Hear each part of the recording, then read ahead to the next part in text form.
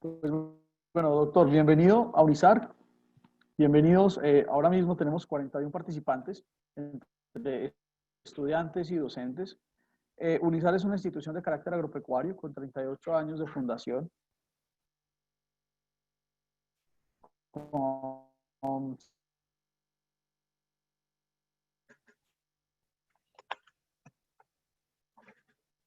agropecuario del país y especialmente en el departamento de Risaralda. A través de la contingencia que estamos viviendo y con la necesidad de volcarnos a la virtualidad, desde el Centro de Proyección Social hemos realizado externos como un apoyo adicional a las cátedras y a las asignaturas de los docentes.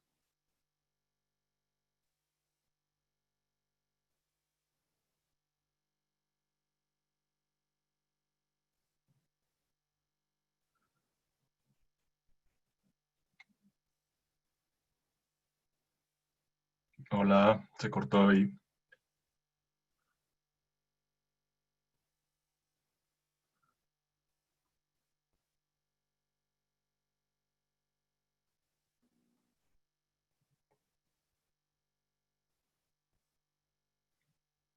Hola. No sé.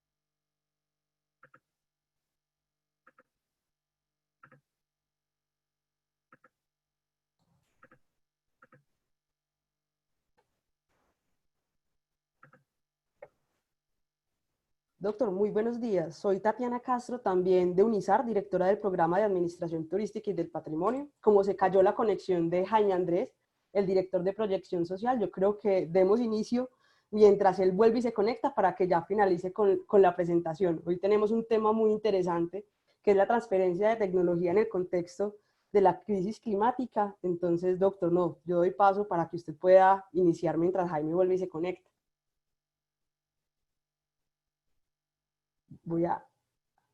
Doctor, está silenciado. ¿Ahí ya? Sí, ya, ¿se me oye? Sí. Y un segundito. Ahí se ve mi pantalla, o sea, se ve la presentación. Sí, en este momento está la pantalla de PowerPoint, pero no está en modo presentación. Ok. Ahora sí, ¿verdad? Ahora sí está en modo presentación. Bueno, pues entonces inicio.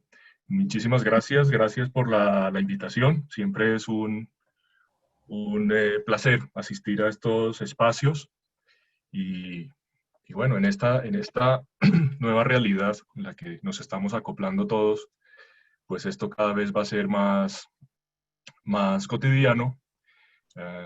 Y por otro lado también nos pone a reflexionar sobre ciertas cosas que creo que pueden ser interesantes, como las cosas que se pueden hacer por aquí y las que no, eh, porque veníamos en un mundo en donde estábamos como duplicando muchas cosas y perdiendo mucho el tiempo. Entonces, bueno, esta que llaman virtualidad tiene unas ventajas y, y está bien aprovecharlas.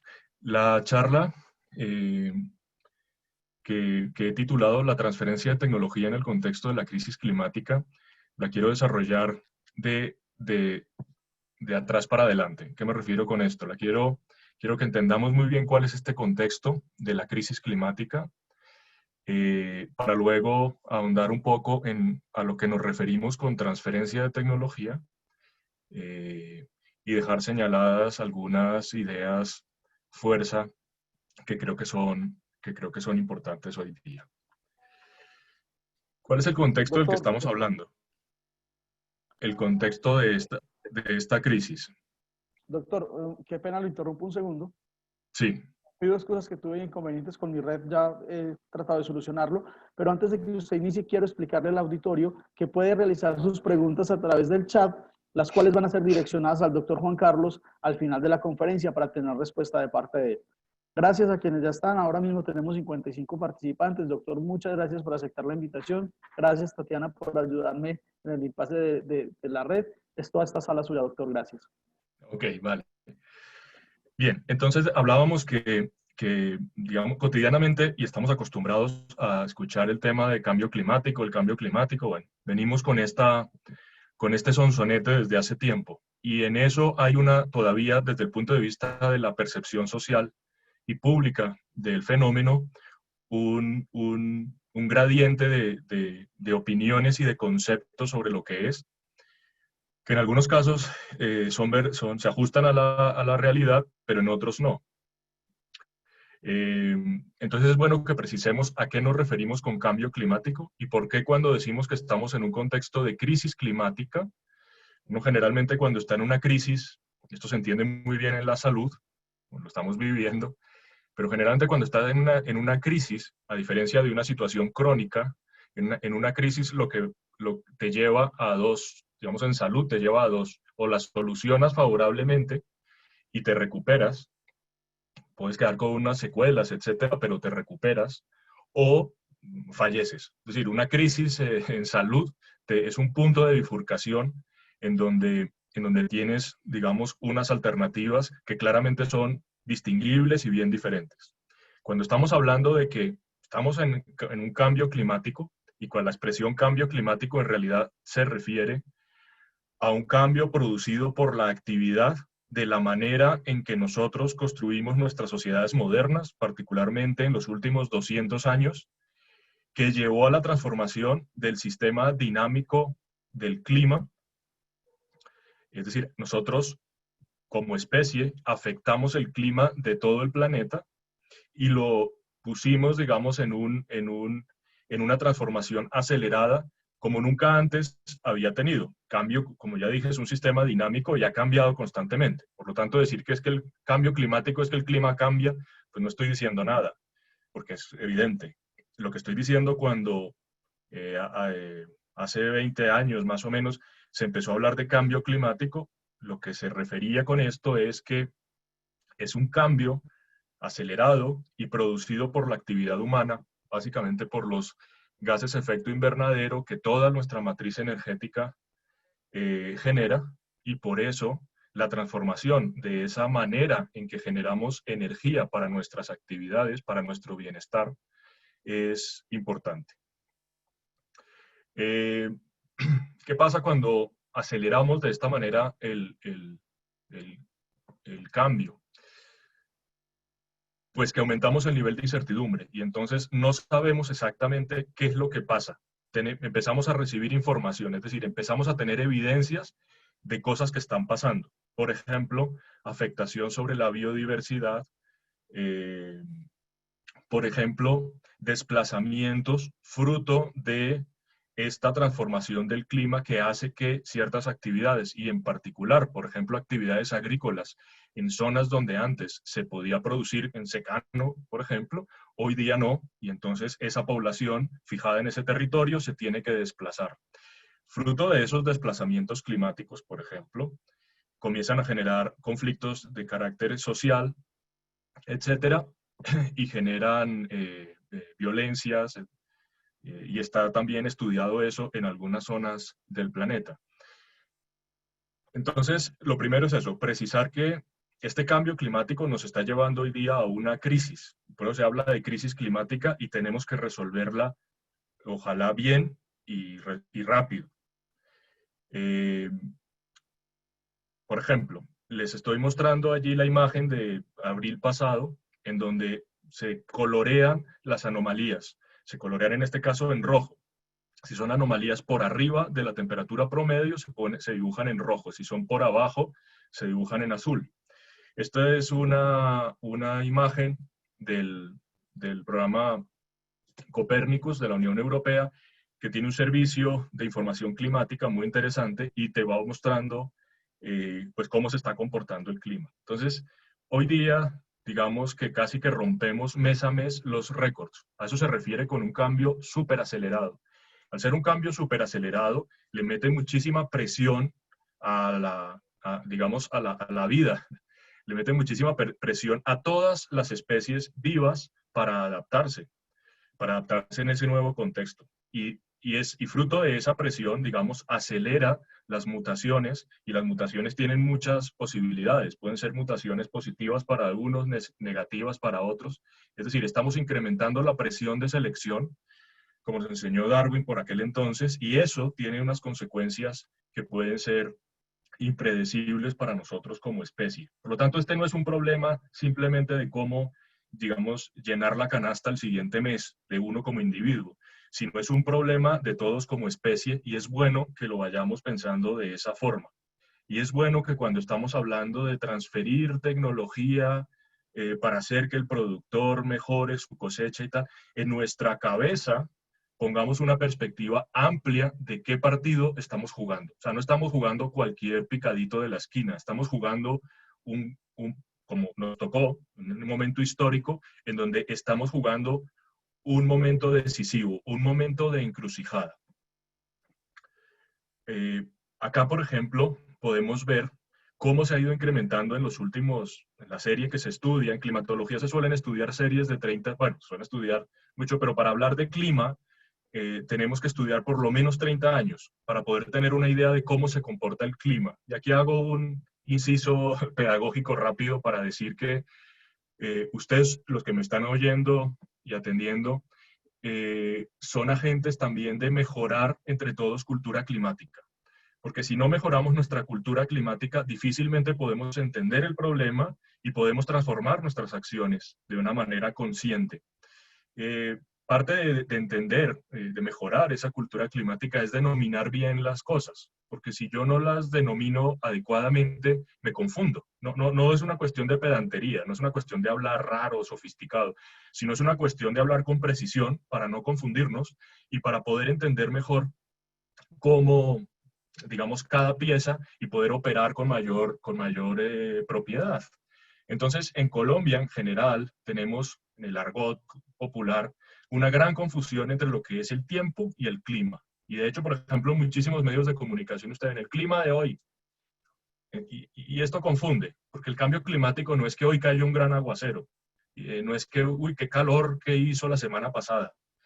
El clima es, digamos, esa historia que se va armando del tiempo meteorológico, es decir, de los estados dinámicos y constantes y, digamos, permanentes de la atmósfera un día y el siguiente y el siguiente y el siguiente, por lo menos 30 años. Entonces, algo así como que el clima es una novela, el clima es el Quijote, ¿cierto? Y el tiempo es cada una de las páginas que lo van componiendo. Entonces, cuando yo digo que es que ¿qué clima va a ser hoy? Pues no, en realidad no estoy hablando del clima que va a ser hoy, estoy hablando desde el tiempo que me voy a encontrar hoy, tiempo meteorológico. Cuando los aviones decían cerrado el aeropuerto por mal clima, pues si uno lo piensa a profundidad, uno diría, madre mía, uno pensaría que instalar un aeropuerto, pues uno de los estudios que se deben hacer son los estudios climáticos para saber si en esa zona se aconseja en la aeronavegación que las naves puedan despegar o aterrizar. Entonces el clima, se hace un estudio del clima de esa zona. Entonces, claro, hacer un aeropuerto en donde el clima no es conveniente, pues sería, bueno, casi que dolo, ¿no? Es decir, estamos utilizando recursos mal invertidos. Otra cosa es que un día, una tarde, una mañana, un amanecer, no se den las condiciones para que una nave pueda aterrizar. Pero eso tiene que ver con el tiempo meteorológico de ese momento. Esa distinción es clave, porque nos confundimos y pensamos que, por ejemplo, un estadio, un momento, un evento extraordinario, eso es el cambio climático. Y no, lo que estamos hablando es que el clima de una región, es decir, entender cómo se comporta esa región desde el punto de vista climático, por lo tanto, cómo es ese libro, se está transformando radicalmente. Ahora, para esos, como decía, esos estudios climáticos se hacen por lo menos con libros de 30 páginas, con paquetes de 30 años. En este caso en particular, ustedes ven cómo hemos ido avanzando en el aumento de la temperatura global de una manera impresionante solamente en los últimos 30 años. Y ni qué decir en los últimos 200 años. Y esto se ha ido comparando con registros históricos y, digamos, históricos porque se puede, digamos, en los casquetes polares, en el hielo es como una especie de gran congelador en donde me permite rastrear la composición de la atmósfera en diferentes momentos y saber cómo se comportaba el clima. Entonces, digamos que no es una opinión solamente, sino que hoy día se puede tener o se tiene cierta evidencia y no ha habido mejores contrapruebas para mostrar cómo ha sido esta transformación de acelerada. Entonces, bueno, esto solo para señalarles que no solamente es que el clima está cambiando, sino que cada vez está cambiando de manera más acelerada y eso nos está poniendo en una cuestión crítica. Aquí simplemente señalar lo siguiente. En algún momento hubo un debate incluso científico. Saben que la ciencia se caracteriza por, digamos, no por ofrecer certezas, no por ofrecer verdades inmóviles, sino al contrario, por ofrecer cada vez más mejores explicaciones a la realidad, a lo que está fuera de nosotros. Entonces cada vez vamos construyendo modelos más detallados, más coherentes, más verdaderos, pero todos los días. Entonces eso hace que posiblemente un modelo que teníamos hace un tiempo pasa a ser falso en el sentido de muy mejorable y se impone un nuevo modelo. En algún momento hubo una cierta controversia científica sobre si el cambio climático era debido a la actividad humana, a la actividad de esta especie, o si era fruto de esas dinámicas del sistema climático y de esas interacciones no solamente en la Tierra, sino en el, digamos, en el barrio planetario que ocupamos y la influencia del Sol, etc. Hoy día se sabe que, es decir, esa controversia se saldó y lo único que explica consistentemente esa aceleración en la temperatura, etcétera, es la acción de nosotros como especie, como ya les explicaba, en esa matriz energética, y sobre eso, pues, digamos, no hay controversia. Ahora, ¿qué implicaciones tiene esto? Bueno, tiene unas implicaciones graves en muchísimos, digamos, en muchísimos frentes, pero uno que para la agricultura es fundamental y para la vida también de nosotros, o digamos el aumento en la vulnerabilidad que podemos tener como especie, es que el cambio climático acelera la pérdida de biodiversidad. Entonces tenemos ya un grave problema con la manera en que hemos construido nuestras civilizaciones modernas, impactando la biodiversidad, y además, fruto del cambio climático, estamos todavía acelerando más eso. Entonces ustedes han escuchado que, digamos, es importante, y sobre todo ahora, que reflexionemos y que mejoremos nuestros sistemas agroalimentarios.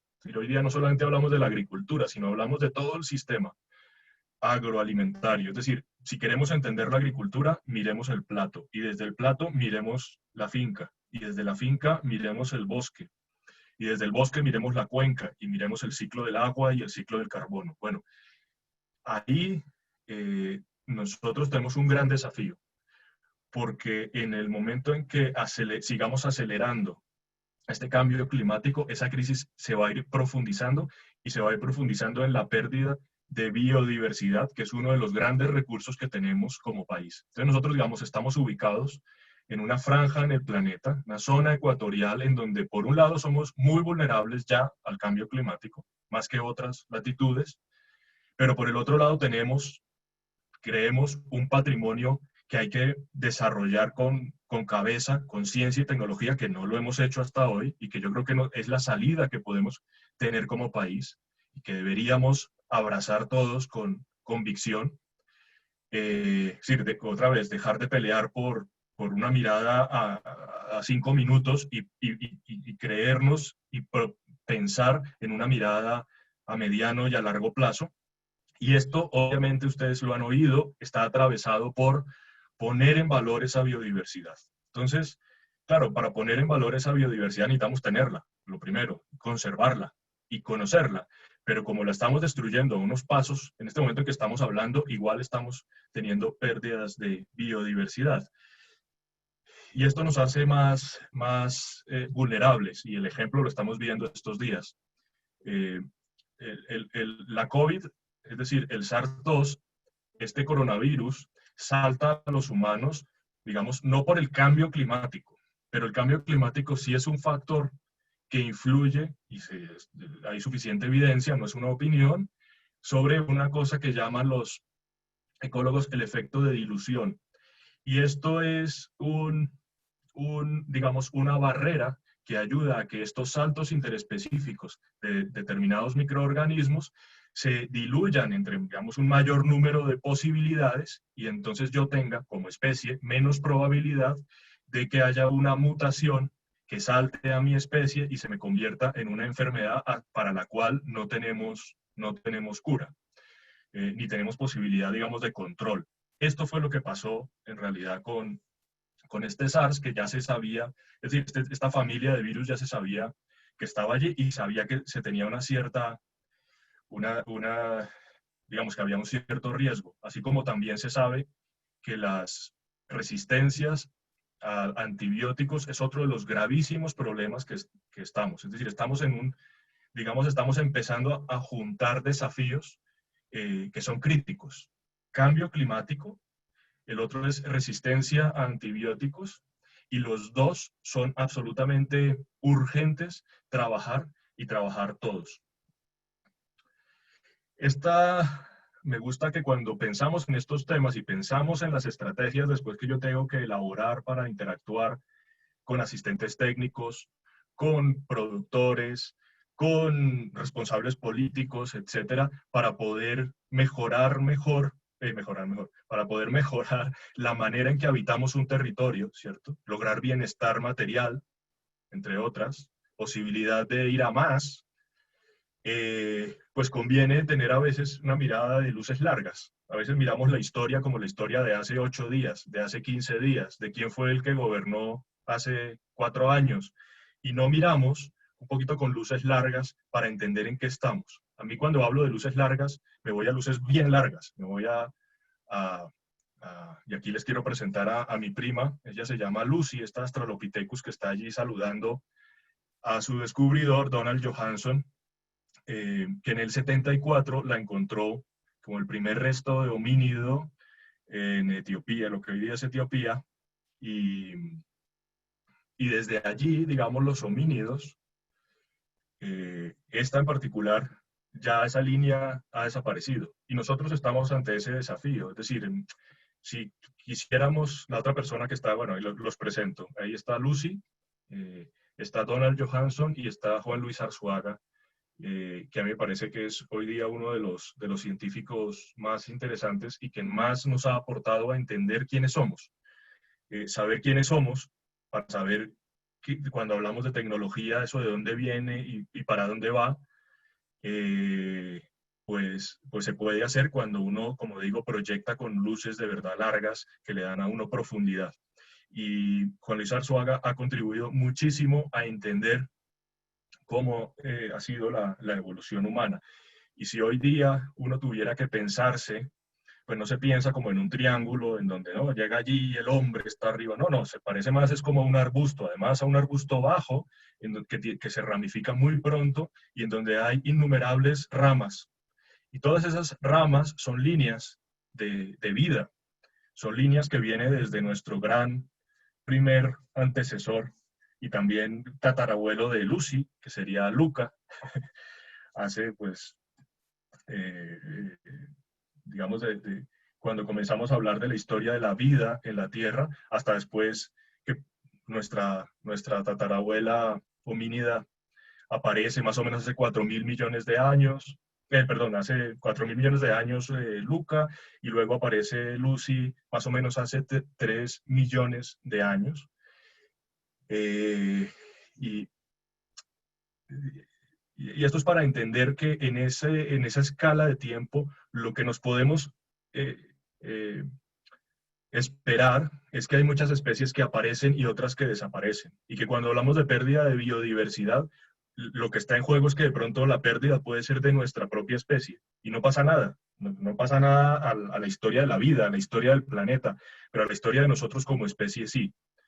Y lo dramático no es que estas cosas pasen, sino lo dramático es que complican mucho a las generaciones que van a vivir esos momentos de crisis recurrentes, de crisis sistémicas. Por eso es que cuando hablamos de urgencia, no estamos hablando de un tema que, bueno, pero eso pasará 200, 500 años más adelante. No, no. Esto seguramente lo que va a pasar es que empezamos a, digámoslo así, a enganchar una crisis tras otra, un coronavirus con otro, un problema, digamos, de migraciones fruto de desplazamientos climáticos, con un problema de enfermedades, con un problema, y todo esto tiene unos detonantes sociopolíticos, y entonces hacen la vida caótica hasta que finalmente, digamos, la especie posiblemente desaparezca. Eso ha pasado en otros momentos de la historia. Es más, eso ha pasado en otros momentos en la evolución humana, en la evolución de los homínidos.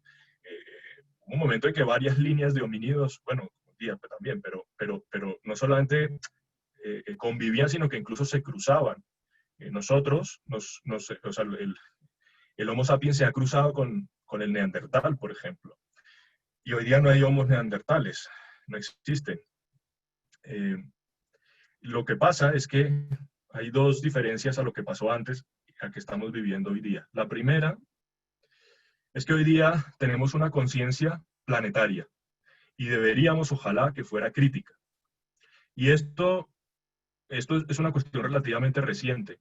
Desde Humboldt, aquí a la izquierda, cuando sube allí al Chimborazo en Ecuador y comienza a pensar que, oiga, que esto de que estamos como relacionados, de que lo que él había visto en su Alemania, bueno, en su Prusia natal, se le parecía o podía tener relación con algunas cosas que veía o navegando por el Orinoco, o de pronto eso que él vio allí en los Alpes, lo vio también en este volcán en el Ecuador, y empezó a pensar que resulta que esto era un sistema y que había cosas que estaban relacionadas unas con otras. Y esa mirada sistémica que hoy llamamos ecológica empezó a explicar muchas cosas de dónde veníamos. Y luego, más adelante, Darwin, que Darwin a propósito conoció a Humboldt,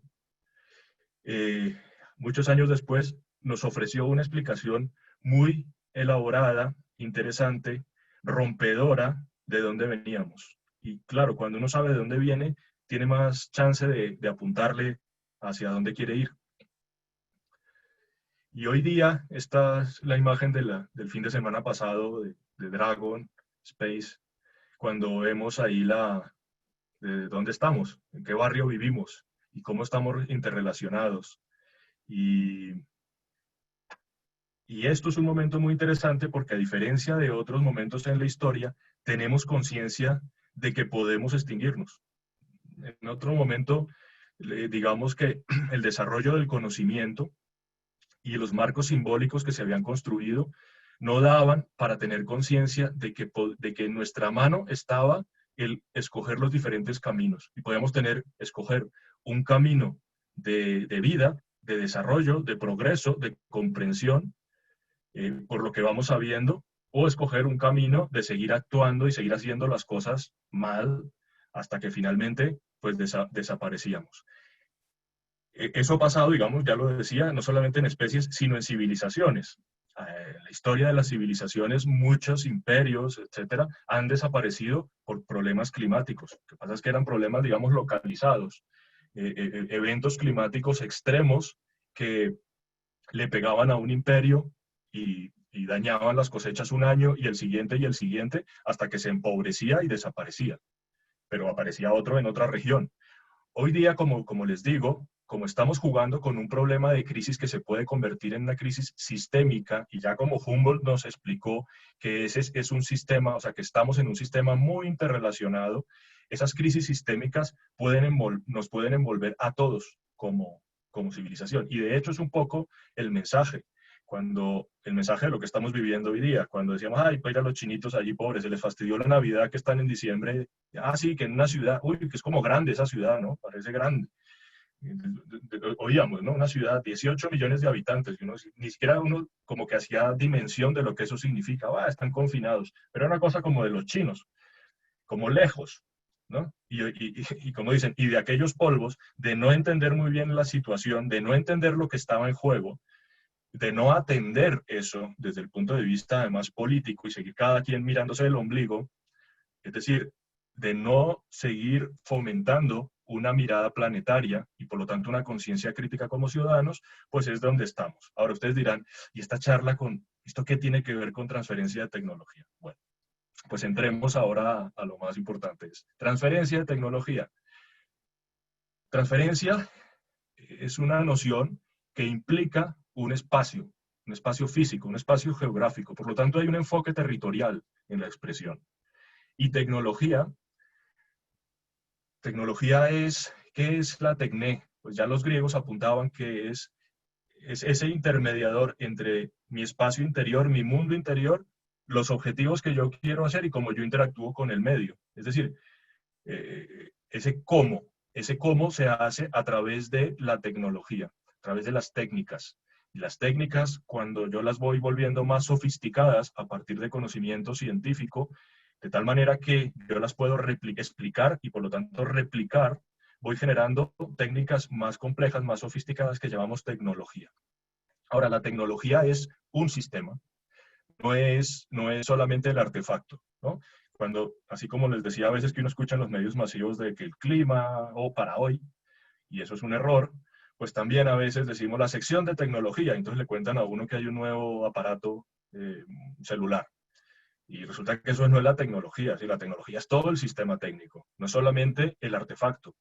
El artefacto es un pedacito, pero para que el artefacto funcione yo necesito enganchar muchas cosas. ¿Cómo le voy a proveer energía? Entonces la mirada sistémica ayuda, porque cuando decimos mirada sistémica es que uno define la estructura de ese sistema, las entradas, lo que se requiere para que ese sistema funcione y las salidas de ese sistema. Y no solamente miro el usuario, miro también los gestores, miro también las dimensiones políticas. Por eso en algunas escuelas se habla de sistemas sociotécnicos. Bueno, yo esa distinción prefiero asumirla y no marcarla en el lenguaje. Es decir, no hay problemas culturales y problemas, como dicen, en una finca, entonces lo técnico, pero también lo social. Hombre, no, es que lo técnico, o sea, no hay tecnología por fuera de las sociedades. Y eso es importantísimo que lo veamos. En algún momento, por allí en los años, a finales de los años 60, se hablaba de las dos culturas. Y era Snow intentando señalar ciertamente una partición epistemológica que hubo por fruto de la hiperespecialización, de entender que había unas cosas como de ciencias y otra cosa de humanidades. Hoy día creo que estamos de vuelta. Es decir, hoy día creo que entendemos, y otra vez vuelvo a hablar de en lo que estamos viviendo hoy con la pandemia, en donde a un problema complejo yo no lo puedo abordar solamente desde un extremo. Yo necesito tirar de muchos hilos para poder gestionarlo convenientemente. Entonces, ¿qué significa eso? Pues significa contar con muchas especialidades, tener una mirada que llaman algunos holística.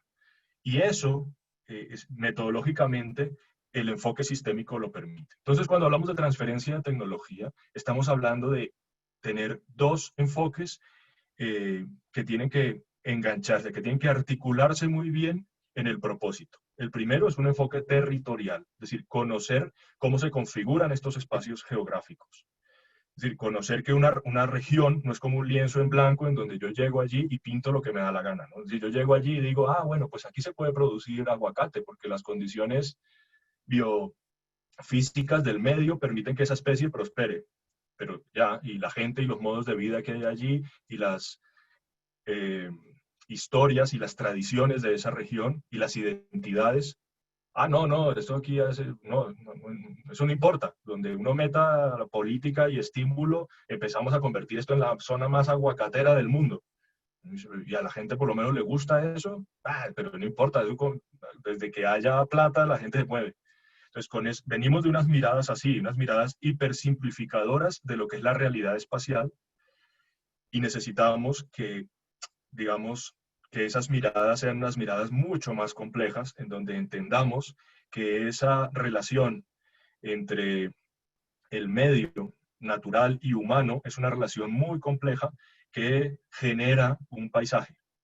Y allí es donde nosotros operamos, cuando, por ejemplo, queremos transferir una nueva tecnología. Entonces la tecnología no llega a un espacio vacío, llega a un sitio en donde hay tradiciones, hay creencias, hay características biofísicas, hay problemas, en algunos casos, por ejemplo, de degradación ecológica, hay problemas de gobernanza, hay problemas de, bueno, una serie de cuestiones, y ahí yo llego con una tecnología, y esa tecnología a su vez puede o exacerbar esos problemas o ayudar a mejorarlos. Y esa tecnología no es solamente que yo llego con el artefacto, sino llego con todo ese sistema técnico. Por eso estos dos enfoques son tan importantes. Entonces, reconocer el territorio, es decir, que la difusión y la transferencia de tecnología son procesos de transmisión cultural, lo cual ubica en un lugar central las capacidades técnicas y el universo de valores culturales. Y ahí es donde es interesante y es cómo uno tiene que tener esas destrezas para saber qué hacer. Por ejemplo, un buen relojero de estos relojeros, de relojes analógicos, etcétera, no solamente es que el tipo sepa mucho de relojes y que te cuente la historia del primer reloj y el mecanismo, sino que a su vez tenga una habilidad manual que le permita operar eso, como un buen cirujano. Un buen cirujano no vale solamente con que el tipo sea sepa muchísimo de medicina y de fisiología y de todas estas cosas, pero tenga unas manos como si fuera un hipopótamo con un bisturí. Seguramente te hace mejor dicho, si te opera, hace una carnicería allí, aunque el tipo sepa mucho. Entonces es vincular las dos cosas, las habilidades con los conocimientos. Y esto es clave en la tecnología. Cuando en procesos de transferencia de tecnología a veces capacitamos, se nos va la mano o en una cosa o en la otra. Es decir, en entender cómo funciona algo y en generar unas destrezas, o en explicar mucho de cómo funciona algo y tal, pero no generamos esas destrezas. Y esas dos cuestiones tienen que ir juntas. Por otro lado, hay que tener claro en este proceso, además, cuál es el objetivo de la tecnología. La promesa de la tecnología era el bienestar y ha sido el bienestar. Por eso esas expresiones de que es que nos tenemos que subir al tren, porque si no vamos a perder como el tren de la historia y no sé qué, es una mirada que algunos llaman, o técnicamente se llama, de determinismo tecnológico, que no tiene sustento. O sea, la tecnología va para donde nosotros pensamos y queramos que vaya. Claro, si somos sujetos pasivos, pues nos tenemos que subir a ese tren. Y a algunos les interesa hacernos creer que hay un tren que va por ahí y que eso hay que o se sube o se fastidia. Y resulta que no necesariamente. Yo puedo entender cuál es el sistema técnico y puedo, digamos, hay muchísimos ejemplos hoy día de, por ejemplo, hay un tema de fondo que tiene que ver con que se llama democratización tecnológica, y a veces discutimos cosas que son irrelevantes, ¿no? Si la bandera la hacemos más grande o más pequeña, si el carriel le hacemos un altar o no, bueno, estas cosas, ¿no? Y gastamos ahí energía como sociedad en estos marcos simbólicos que por supuesto son importantes, pero resulta que muchísimo más importante para nuestro bienestar y el de nuestros hijos y el de nuestros nietos son aquellas cosas que tienen que ver con la tecnología, ¿no? Porque están mediadas con esa calidad de vida cotidiana, cotidiana, y que nos puede llevar a una cosa interesante. Entonces ustedes imagínense hoy que esta charla es posible gracias a que estamos conectados con, pues, un sistema técnico muy complejo que ha permitido la conectividad, pero que permite otras cosas. Ahora que nos toca por necesidad un cierto aislamiento físico, pues necesitamos favorecer una cierta cercanía social, y sin esta tecnología sería muy difícil. Pero entonces, ¿cómo la controlamos para que sea una tecnología que sirva para esos procesos de acercamiento social y construyamos sociedades más democráticas o más cohesionadas o más igualadas, y no sirva para los propósitos de 3 o 4 que nos utilicen después como sus esclavitos? Y todo eso está determinado por entender cómo es el sistema técnico y qué mecanismos de gobernanza les damos. Entonces, por ejemplo, discusiones sobre la neutralidad de la red es clave. Y ustedes dirán, pero ¿eso qué tiene que ver con el agro? Pues todo. Porque si cada vez vamos hacia procesos de precisión, en donde antes, agricultura de precisión, es todo un conjunto de cuestiones y de tecnologías que básicamente lo que significan es, hombre, así como antes íbamos muy brocha, por ejemplo en la medicina, ¿cierto?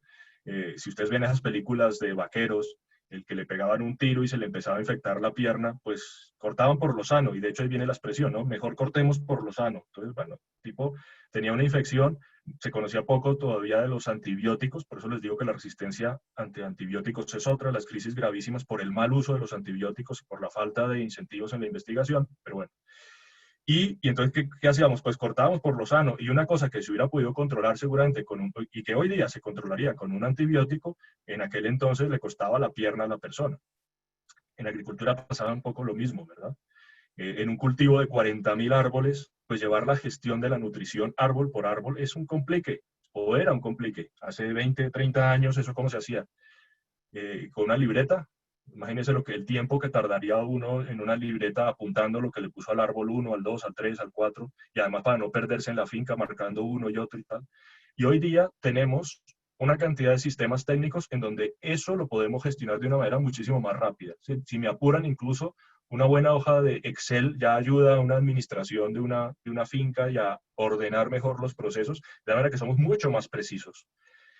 Bueno, si esto lo vamos volviendo más sofisticado, pues podemos efectivamente ser muchísimo más precisos en la gestión de esa interacción clima-suelo-planta, de tal manera que puedo lograr unos mejores resultados. Es decir, con menor esfuerzo, o en este caso, menor energía, obtengo mis resultados. De eso va la tecnología. Nunca perdamos de vista eso, ¿no? O sea, la tecnología siempre tiene un valor que es instrumental. Su valor principal de la tecnología es la utilidad.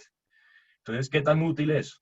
Entonces, y aquí también es clave. A veces en los imaginarios que nos han construido uno dice, ay, que esto es un cultivo tecnificado, porque veo unas cosas aparentemente sofisticadas, pero que cuando uno dice, pero esto qué tan útil es, por ejemplo, en términos de cuánta energía yo le meto y cuánto de más estoy produciendo.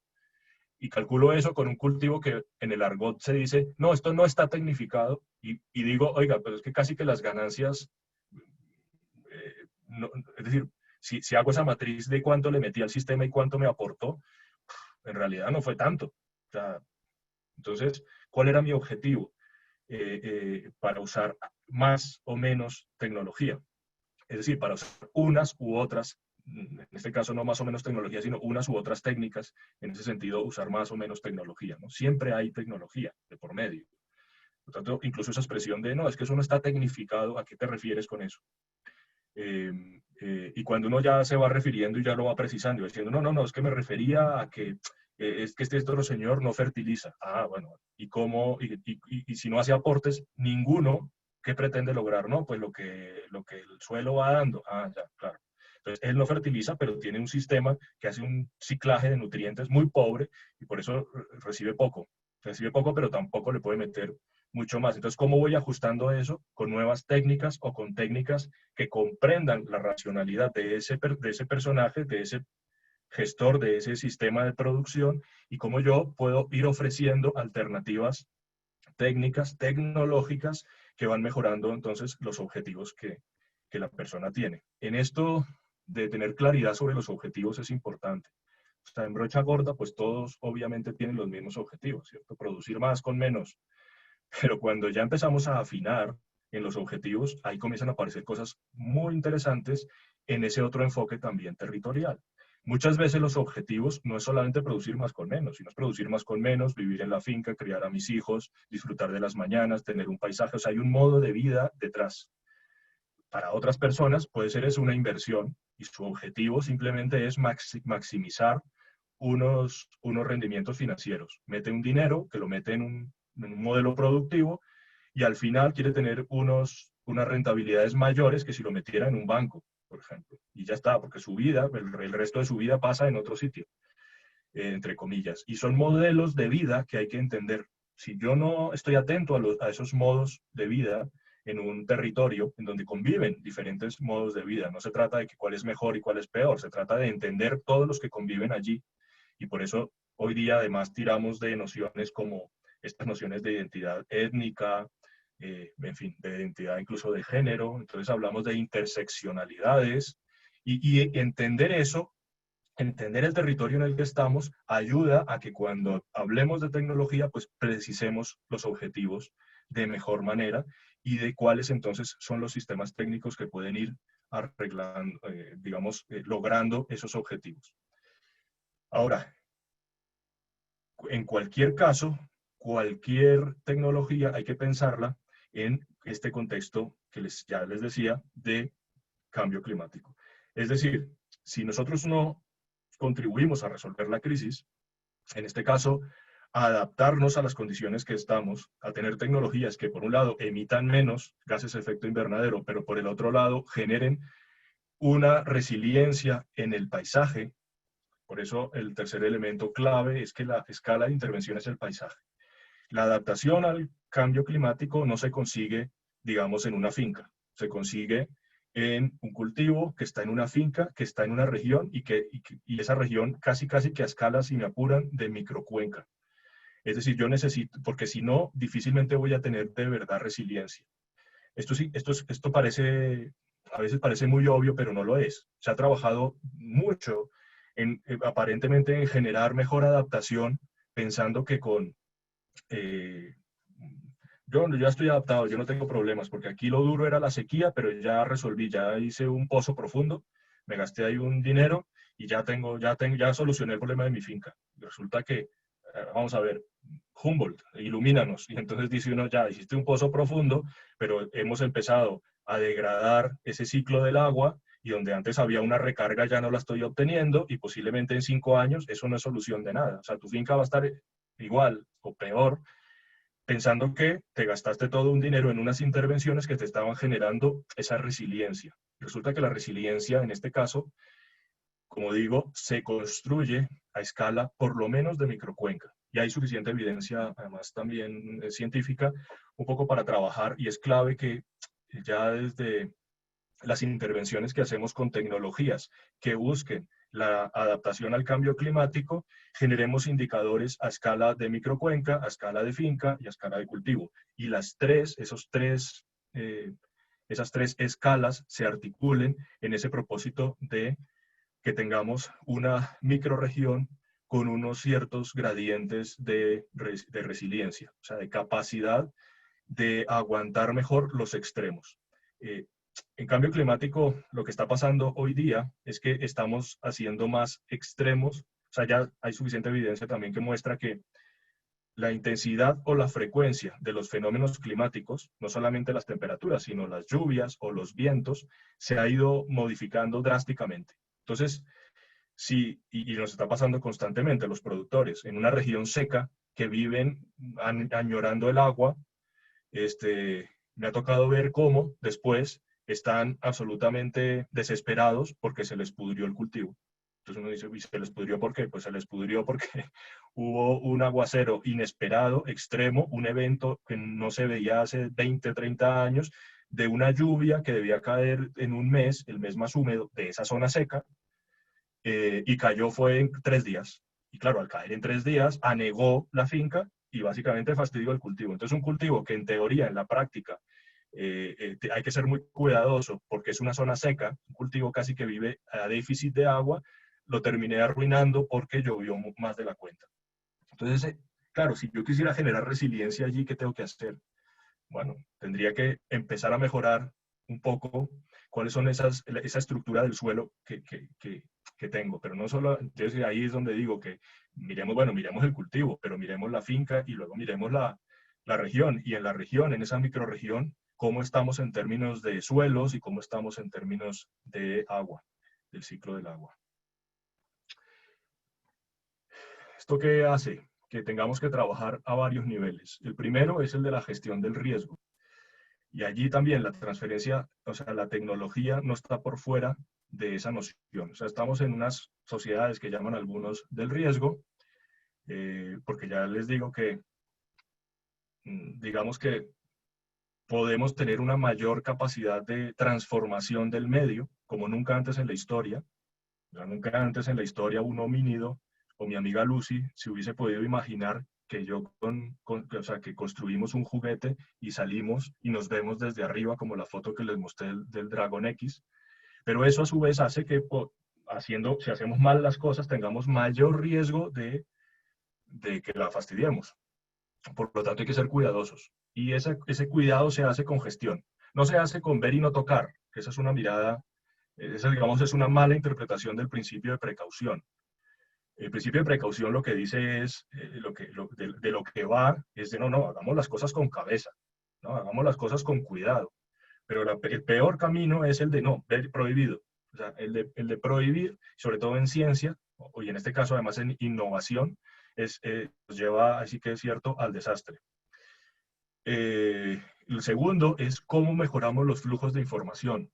Hoy día, la paradoja en la que estamos es que estamos inundados de información, pero generalmente la información es la misma y llena de porquería. Entonces estamos inundados, un poco lo que pasa con el agua. El agua, eso que el agua es vida, pues depende. El agua de calidad y en buenas dosis es vida, pero el agua es el mayor vector de enfermedades en el mundo. Entonces, más allá de que incluso los insectos. Si el agua de mala calidad es el vehículo hacia la muerte. Y entonces, con la información es clave que hagamos flujos de información, porque esos flujos de información son los que permiten trabajar estos procesos digamos, de transferencia tecnológica. Y cuando digo flujos de información, fíjense que aquí, y los quiero llevar a reflexionar sobre, no simplifiquemos el cuadro. No es cómo el técnico le explica al productor y cómo entonces hago yo para que el productor me entienda. No, en el cuadro hay muchísimos más agentes, ¿verdad? Primero, la producción no es un tema del productor, será un tema del productor con el otro productor, con los asistentes técnicos, con los formuladores de política, con los intermediarios, ¿cierto? Que venden insumos, que venden sistemas técnicos, es decir, que venden tecnologías, que venden variedades, que venden insumos, que venden fertilizantes, etcétera. Es decir, la producción es un objetivo en el que concurren muchos agentes y esos hay que tenerlos en la cabeza. Cuando yo simplifico el cuadro, estoy teniendo un problema grave, porque, por ejemplo, cuando mi objetivo, cuando transfiero una tecnología, es que la gente la use y punto, ustedes ven que a veces hay proyectos que se montan en eso. Cuando el proyecto tiene recursos, la gente pues, estimula el uso. Cuando el proyecto se termina, resulta que la gente que usaba algo, pues ya no hay proyectos, lo sigue usando hasta que pasa, por ejemplo, se daña un equipo. Y como lo que se transfirió fue solo el uso, no la gestión, entonces se dañó el equipo y resulta que ese equipo, pues es que eso solamente hay unos señores que saben de esos invernaderos, porque con un software fue que calcularon y el plástico además lo importamos, y entonces pues ya como no hay proyecto, no hay plata y ese invernadero se acabó. Entonces se acabó y una supuesta tecnología para una agricultura protegida, por ejemplo, pues quedó en nada, quedó en un invernadero normal y corriente, digamos, que no cumplía con las expectativas de la tecnología en realidad que había ahí debajo. ¿Por qué? Pues porque solamente simplificamos el cuadro y entendimos que la transferencia era promocionar algo para el uso. Y no se trata de eso, se trata que promocionemos para el uso y para el control. Es decir, transferimos a un territorio. Si no hay esa noción territorial, seguramente podemos caer en el peor de los mundos. Es decir, nos acostumbramos a usar algo, olvidamos las viejas maneras, como por ejemplo pasa con las nuevas generaciones. No conocemos las viejas maneras de identificación de especies o de semillas, utilizamos tecnologías más potentes, por ejemplo, de mejores semillas, pero solamente el uso, no la gestión, no el control. O sea, nuestro sistema de provisión de semillas es muy precario y entonces nos quedamos en el peor de los mundos, sin el conocimiento ancestral que nos permitía manejar una serie de semillas, pero tampoco utilizando las nuevas tecnologías que nos pueden ayudar a manejar unos materiales perfectamente claros de qué características tienen y de qué me están ofreciendo como valor. Y me quedo, como digo, en el peor de los mundos. Entonces, por eso es clave que articulemos esas dos dimensiones, el enfoque territorial con el enfoque sistémico. Aquí voy. Esto es Colombia y esto es lo que nos podemos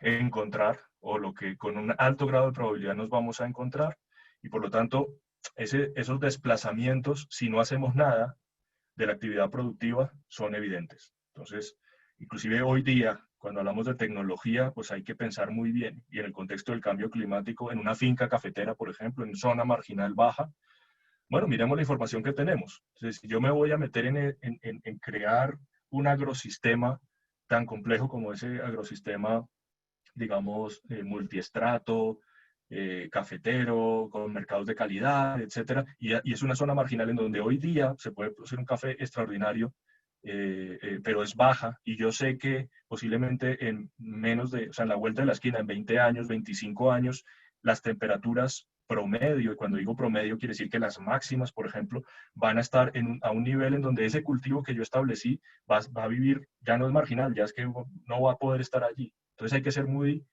estar muy aterrizados en esas cuestiones hoy día, porque una mala decisión hoy, por, como les decía, no hacer un buen flujo de información y no dotarse de toda la información que hoy día tenemos para tomar una decisión, pues nos puede llevar al, al desastre. Y este desplazamiento de ciertas zonas lo voy a poder o gestionar con tecnología. Entonces, desde ya estar buscando, digamos, cómo sustituyo unos materiales de siembra de tal manera que me garanticen esa mejor adaptación a esas condiciones más extremas. Pero por el otro lado, como les decía, no es solamente eso, sino es cómo yo voy generando también resiliencia en todos otros aspectos para que ese paisaje de alguna manera, digamos, se adapte mejor a lo que yo me voy a esperar. Uno pensaría, las tecnologías no son inocuas. Esta cosa de que es que la tecnología es como neutra y depende cómo tú la uses. Bueno, depende cómo la uses, depende cómo la compres, cómo la gestiones, cómo... Entonces, o sea, no es ni lo uno ni lo otro. Los sistemas técnicos, como les digo, son complejos y valdría que uno se preguntara, por ejemplo, a ver, ¿son tecnologías que son abiertas o son como cajas negras? O sea, cuando yo compro algo que sé que estoy comprando o simplemente compro el uso de algo, pero cuando yo quiero preguntar, oiga, ¿eso cómo funciona? Me dicen, no, eso usted no lo puede saber como usuario. ¿Nos interesa ese tipo de tecnologías?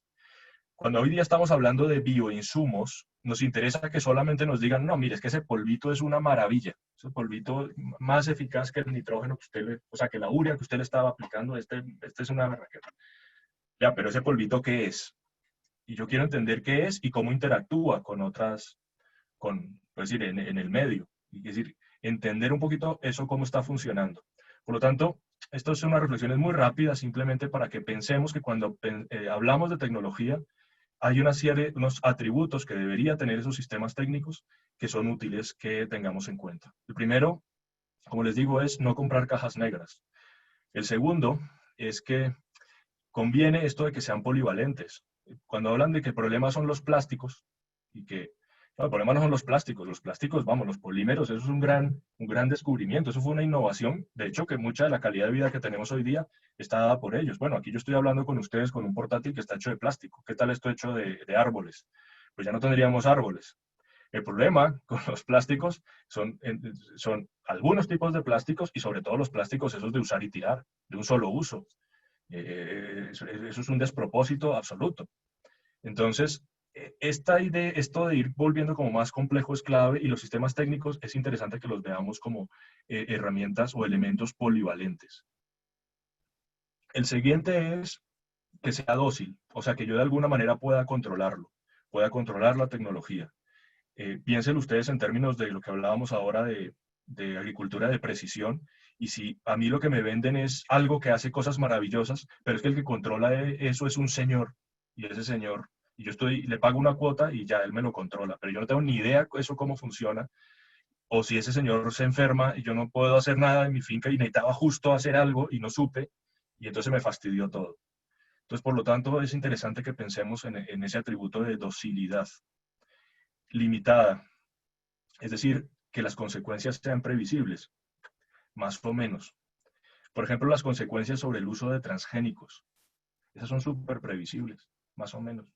Y sin embargo, hemos construido, o algunos han construido un imaginario de miedo sobre algo que en realidad El problema de los transgénicos está más en el control de la tecnología, es decir, en si es abierta, por ejemplo, que si en si es limitada.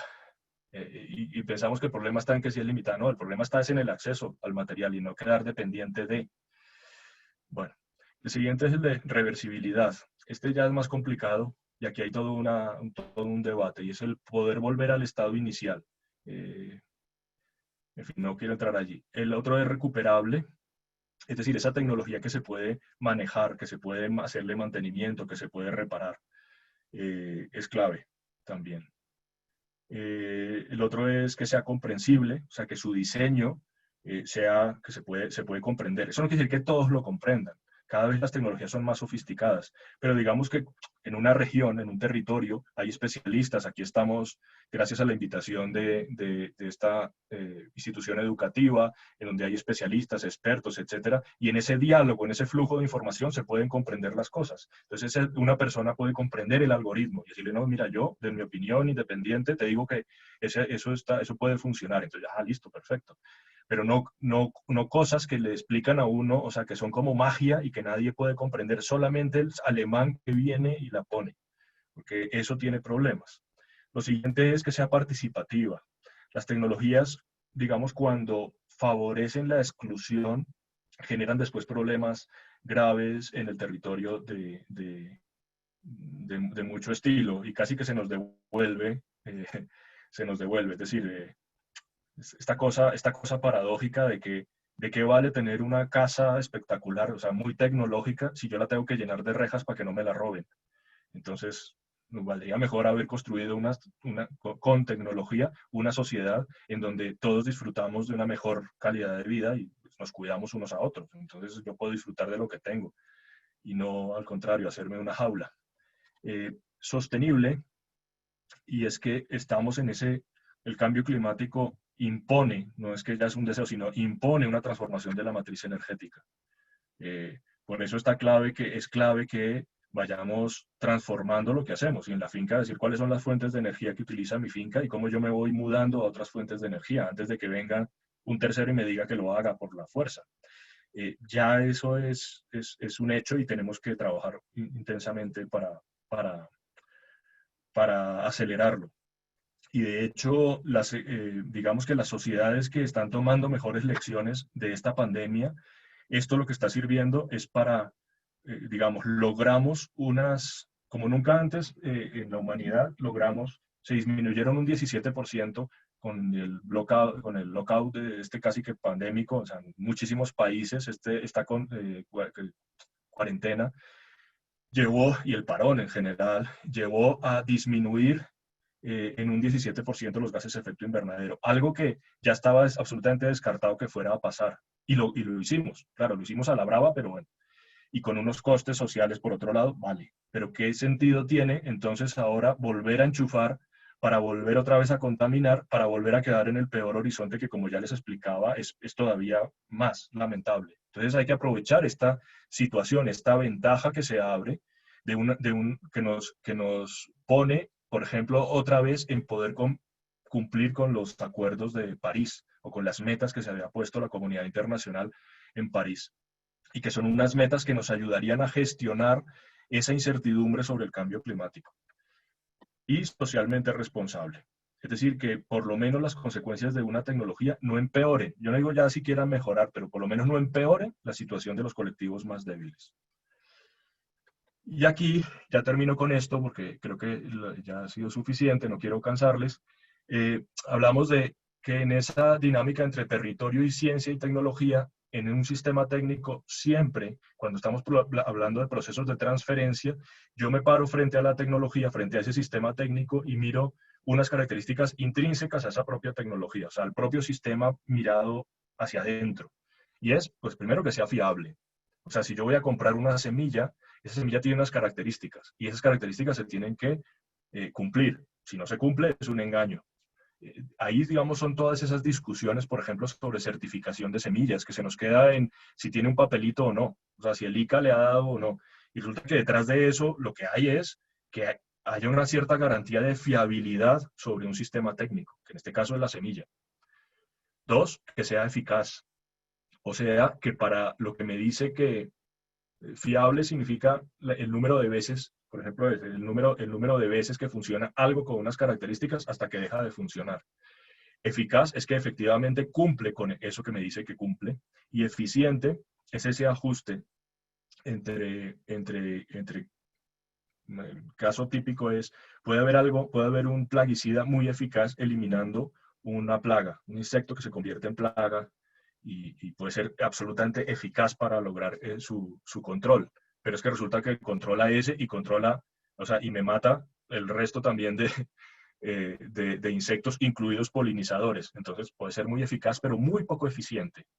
Entonces, ese ajuste entre el objetivo que yo quiero lograr y las consecuencias no deseadas es muy importante, y a eso hace referencia la eficiencia.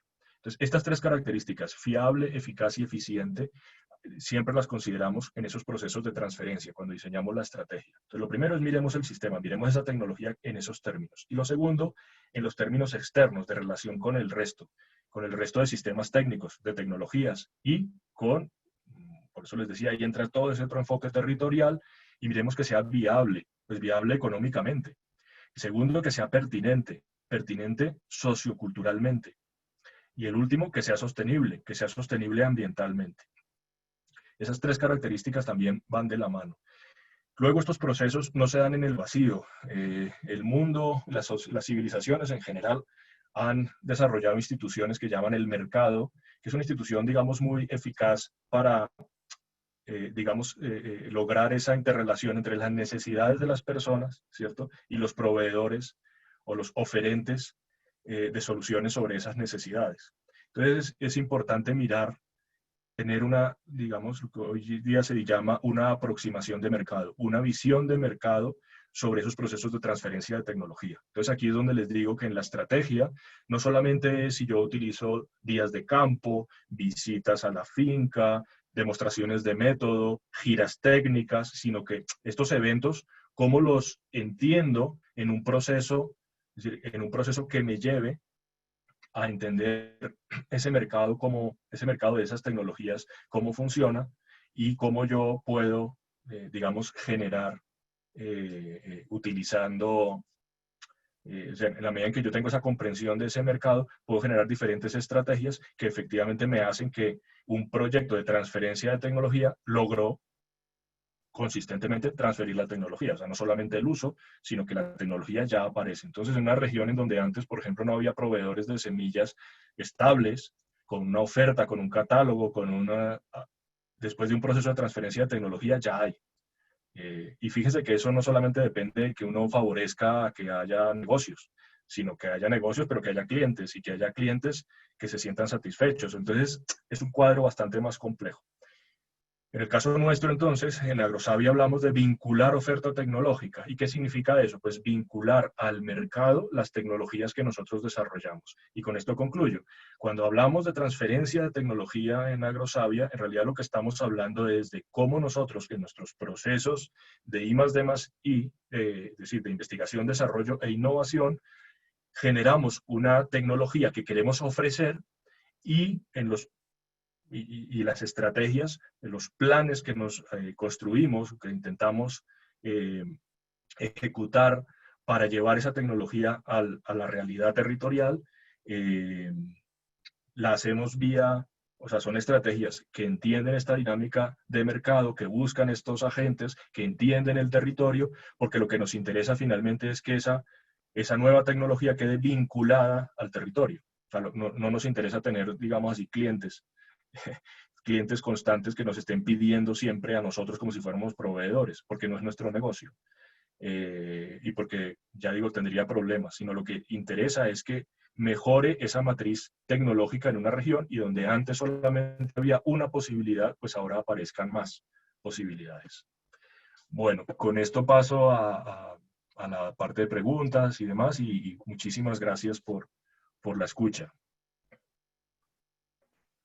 Doctor Juan Carlos, muchísimas gracias por su excelente presentación. Además que quienes estamos en el sector agropecuario hemos visto miles de ejemplos de cómo esa transferencia de tecnología a veces no resulta tan apropiada para los productores y se convierte más bien en un problema o en un elefante blanco, si lo podemos llamar de alguna manera. Y ha sido precisamente por esa falta de elementos que usted nos mostraba muy bien al final. Pasamos entonces a las preguntas, doctor Juan Carlos. Por acá tenemos una primera pregunta. Nos dice, para el doctor Juan Carlos, ¿qué opina cuando un presidente de un país desarrollado como Estados Unidos, el mayor colaborador del cambio climático, hace afirmaciones de no existe ningún cambio climático? Mira, hoy día en Agrosavia nosotros hablamos de transferencia de tecnología y apropiación social del conocimiento. ¿Qué significa esto de apropiación social del conocimiento? Cada vez nuestras sociedades, a ver, aquí, hubo una gran innovación en la especie humana, luces largas para que miren. Usted me está preguntando qué opino de Trump, pues es que él se pinta solo. Entonces, ¿qué quieres que, o sea, adjetivos calificativos, pues es fácil echarle a ese payaso. Lo que pasa es que, claro, es un payaso que no llegó allí solo, o sea, no llegó él porque le dio la gana un día al berrinche y él se dijo yo soy el presidente de Estados Unidos, sino porque, bueno, consiguió que le votaran. Gravísimo. ¿Y qué hay detrás de eso? Bueno, detrás de eso hay muchas cosas, incluso incultura científica. La incultura científica, digamos, la ciencia no la hacen solo los científicos, la ciencia la hace toda una sociedad. Y los científicos cumplen un rol muy importante, pero hay otros roles que son claves. Ahora, si la mayoría en la sociedad no entiende qué va el tema de ciencia, pues le parece que otras cosas son más importantes. Y un poco en esas es lo que estamos. O sea, si hay gente que le parece más importante establecer el tributo al carriel, y eso le parece que eso es o sea, que eso es una cosa que es absolutamente, pongo el ejemplo pues por el auditorio que tengo hoy, ¿no? Que eso es una cuestión absolutamente clave hoy día, y no más bien llegar y decir, hombre, sobre esta riqueza, sobre este patrimonio paisajístico, en donde además Juan Carlos nos contó que el indicador de adaptación es el paisaje. Entonces tengo unos reconocimientos por UNESCO, estoy haciendo turismo, o sea, estoy generando unas, digamos, multifuncionalidades del medio, en donde no solamente genero agricultura, sino genero otra serie de servicios y todo esto genera actividad económica, pero ahí viene el tema de ¿y cómo lo manejamos para que esto sea sostenible? Porque si lo manejamos mal, deja de ser sostenible y el patrimonio es lo que tiene, ¿no? Es decir, con el patrimonio puede pasar dos cosas, como con una herencia que recibe uno de un abuelo, o va a más, o lo que recibe uno era el cuento de su abuelo, todo lo que tenía, y uno bien varado, sin un centavo. Alguien lo dilapidó por el camino. Entonces, con el patrimonio pasa esto, y ahí la tecnología es la discusión, porque el cómo es lo fundamental. Es decir, en el qué, básicamente todos nos ponemos de acuerdo muy rápido. En el qué queremos ser felices y vivir bien, listo. ¿Cómo? Ah, no, entonces ahí ya la cosa se complica. Y el cómo es la tecnología, en gran medida. Claro, la tecnología entendida desde esta dimensión. Entonces, hay un asunto que es muy importante y es que cada vez tenemos un conocimiento más sofisticado, más complejo, más elaborado. Y si para la gente eso le suena como a magia, ni siquiera está entendiendo de qué le están hablando, como las referencias que yo hacía a clima y tiempo, pues no sabe qué decisión tomar. Y al no saber qué decisión tomar, pues coge el peor de los caminos, que es el de lo que llaman algunos el sentido común. Y el sentido común es nosotros interactuamos con el medio a través de unos sensores que tenemos y que nos mandan señales todos los días, ¿cierto? Los ojos, los oídos, la nariz. Y el cerebro construye un modelo y nos dice, listo, entonces ahora hazlo así. Y uno lo hace. Cuando uno se despista, uno cree que verá una superficie que es plana y resulta que es redonda, pero porque se despistó, porque los sensores mandaron una información que el cerebro procesó mal, pues de pronto te puedes caer. Entonces pensaste que el escalón, eso pasa muchas veces en las escaleras cuando la gente está acostumbrando con los bifocales, por ejemplo. Toma mal las datas y se resbala. Y el resbalón le pudo costar de pronto un esguince de tobillo o una fractura de cadera, imagínense.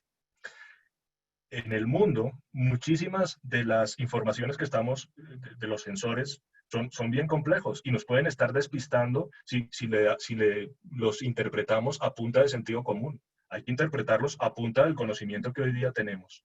Entonces, cuando nos hablan, por ejemplo, del 5G, que va a llegar el 5G a su finca, y entonces eso en la práctica significa que la factura te va a costar más o menos y tal. Bueno, lo primero es saber eso, ¿para qué lo necesito? ¿O lo necesito realmente? No, sí, porque 5 es más que 4. Entonces, ya que tiene el 4G, el 5G, pues la berraquera. Pero ¿y yo para qué? O sea, yo, ¿verdad? ¿Para qué me voy a meter en una vaca loca si no sé eso? ¿Qué significa? ¿Qué significa? Entonces viene otro y te dice, no, es que, ojo, que el 5G, ahí es donde los que controlan el mundo te meten virus y entonces te enferma. Y la gente termina creyéndose esas cosas, porque no sabe de qué va eso del 5G. 5 qué es y G qué es, y cómo funciona ese sistema técnico. Entonces, hay que mejorar sustancialmente nuestra eh, cultura científica para que nos podamos mover en el mundo de hoy, porque si no, no nos podemos mover. Ya les decía, uno de los problemas gravísimos que hay en el planeta hoy día es la resistencia a antibióticos, que eso en las fincas, o sea, yo lo puse en términos de salud del productor o del campesino o del agrónomo, pero también en el medio agrícola, esto ya hubo una charla en Agrosavia sobre esos temas, es un tema delicadísimo. Entonces, ¿cómo manejo yo los antibióticos en finca y cómo yo me estoy generando unas resistencias que estoy haciendo lo que llaman superbacterias que luego no podremos controlar, a no ser que haga un manejo muy estricto de estos protocolos con antibióticos. Pero, ¿qué pasa? Que eso, para alguien que lo entiende, sabe que tiene que ser estricto. Para alguien que no lo entiende, dice, ¿qué más da echarle un poquito más? Mejor, entre más, mejor. Entonces, ahí el conocimiento es clave y necesitamos en nuestras sociedades, pues, mejorar esa cultura científica. En Estados Unidos, un poco lo que hay es esto. Este es un señor, o sea, hace rato hay dos valores que son fundamentales. El de la ciencia es la verdad. Es decir, el modelo que yo tengo es más verdadero que el tuyo. Y a mí eso es una cosa que me fascina, me genera admiración. Pero empezamos a construir sociedades en donde el valor que más nos interesa es el que ganó. Es como una pelea. Y, ay, me gusta ese porque mire que ese cómo lo peinó al otro. ¡Uah, qué guerra queda! Y como que eso es lo que nos gusta. Entonces empezamos a decir, el valor más importante es el que gana y el que obtiene más plata. Y eso es lo que está por arriba del resto. Y resulta que si tenemos más bien pensado que el valor más interesante es el de la verdad, desde el punto de vista del conocimiento, y por ejemplo el de la tecnología, el de la utilidad, pues tenemos sociedades que van construyendo esos marcos tecnológicos. Entonces Estados Unidos, pues digamos que vive en esta ironía que tienen estos estados hegemónicos cuando empiezan en la decadencia y comienzan a transformar sus valores, a perderse, digamos, en el camino. Estados Unidos no llegó a ser Estados Unidos porque sí, digamos, los padres de la patria, los padres fundacionales, Thomas Jefferson, eran personajes interesantísimos. De hecho, por ejemplo, uno de los padres de la patria, en realidad, él era un agricultor. Y era un agricultor y el tío estaba todo el tiempo pensando que cuando, por ejemplo, llegó la papa a Francia, esa papa cómo era, y eso en sus fincas en Iowa, qué podía significar. Y él era el presidente en ese momento de los estados. Y él estaba, ¿no? Y saltaba de ese tema a la literatura bueno, y así fue que, entonces había una valoración como sociedad en donde decíamos, no, es que el conocimiento es y luego la tecnología, es decir, aquella persona que no echa cuentos en una cantina, sino que se va y en un tallercito organiza tres cosas y montó una cosa que dándole al botón me enciende un bombillo. O sea, no me echan la carreta de que él se inventó la luz, sino que efectivamente le da esto y pa. Y yo digo, este tipo es un berraco. Yo, venga, lo quiero invitar yo. Cuando comenzamos a tener esas valoraciones, pues esas sociedades van a más. Cuando nos perdemos y el berraco es el que tiene mucho billete en el bolsillo, pero no sabe hacer la O con un canuto, como dicen, pues esto es triste. Entonces, cuando empezamos a cambiar la axiología, los valores, empezamos a tener esos problemas. Y Trump es solamente la manifestación de una patología profunda, que en el caso nuestro, y por eso es tan importante estas charlas, necesitamos profundizar en una mayor cultura científica. Y no es aburrida, no es aburrida. Entender cómo funcionan las cosas, en principio, es bastante agradable. Claro, te la tienen que explicar bien. Si el que la explica no sabe o lo hace muy aburridor, pues obvio, pero es súper interesante. Miren, en esto, con esto, para los que dicen que es que la gente le ponen en la radio, por ejemplo, lo que le gusta. Y entonces que por eso pues se programa lo que se programa. Desde ya hace varios años se venían haciendo encuestas en otros medios. Yo hablo de, digamos, en el caso particular español, y la población joven, entendida como la población entre 15 y 21 años, uno de sus temas claves son los temas de ciencia y tecnología. Y uno de los temas de ciencia y tecnología bien explicados, bien puestos, bien... Hay un youtuber que se llama Quantum Physics, o un muchacho que se graduó de física y bah, en lugar de trabajar mal o lavando, bueno, de asistente en un laboratorio con una pobre beca mal pagada, empezó a hacer como divulgación de temas físicos, con su estilo, con su cuento. Bueno, el señor tiene hoy día 1 millón y pico, 2 millones de usuarios. Hoy día él es su empresa. Encontró un lenguaje que le hablaba a la gente y la gente quería saber, no para hacer las tareas del colegio, sino porque le parece interesante saber. Entonces, por ejemplo, hay un tema interesante ahora, los bioinsumos. Eso es fascinante, entender cómo funciona la rizosfera y cómo, frente a antes que pensábamos que era una cosa, el suelo como un sustento de la planta, hoy día vemos que eso es todo digamos, todo un ecosistema y que hay muchísimas interacciones allí y cada día descubrimos cómo funcionan esas interacciones, aportándonos ciertas cosas para el cultivo. Bueno, eso bien explicado es interesante. Perfecto, muchísimas gracias, doctor. Tenemos otra pregunta por acá, nuestra directora de turismo, Tatiana Castro. Hoy en El Tiempo publicaron que hasta el 15 de abril se han deforestado más de 75.000 hectáreas de bosque en la Amazonía. ¿Cómo desde la transferencia de tecnología y la academia se puede contribuir a la solución de esta problemática?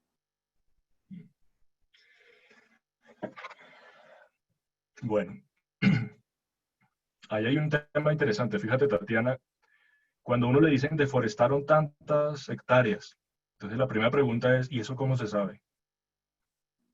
Entonces, bueno, hoy día tenemos eso, tecnologías.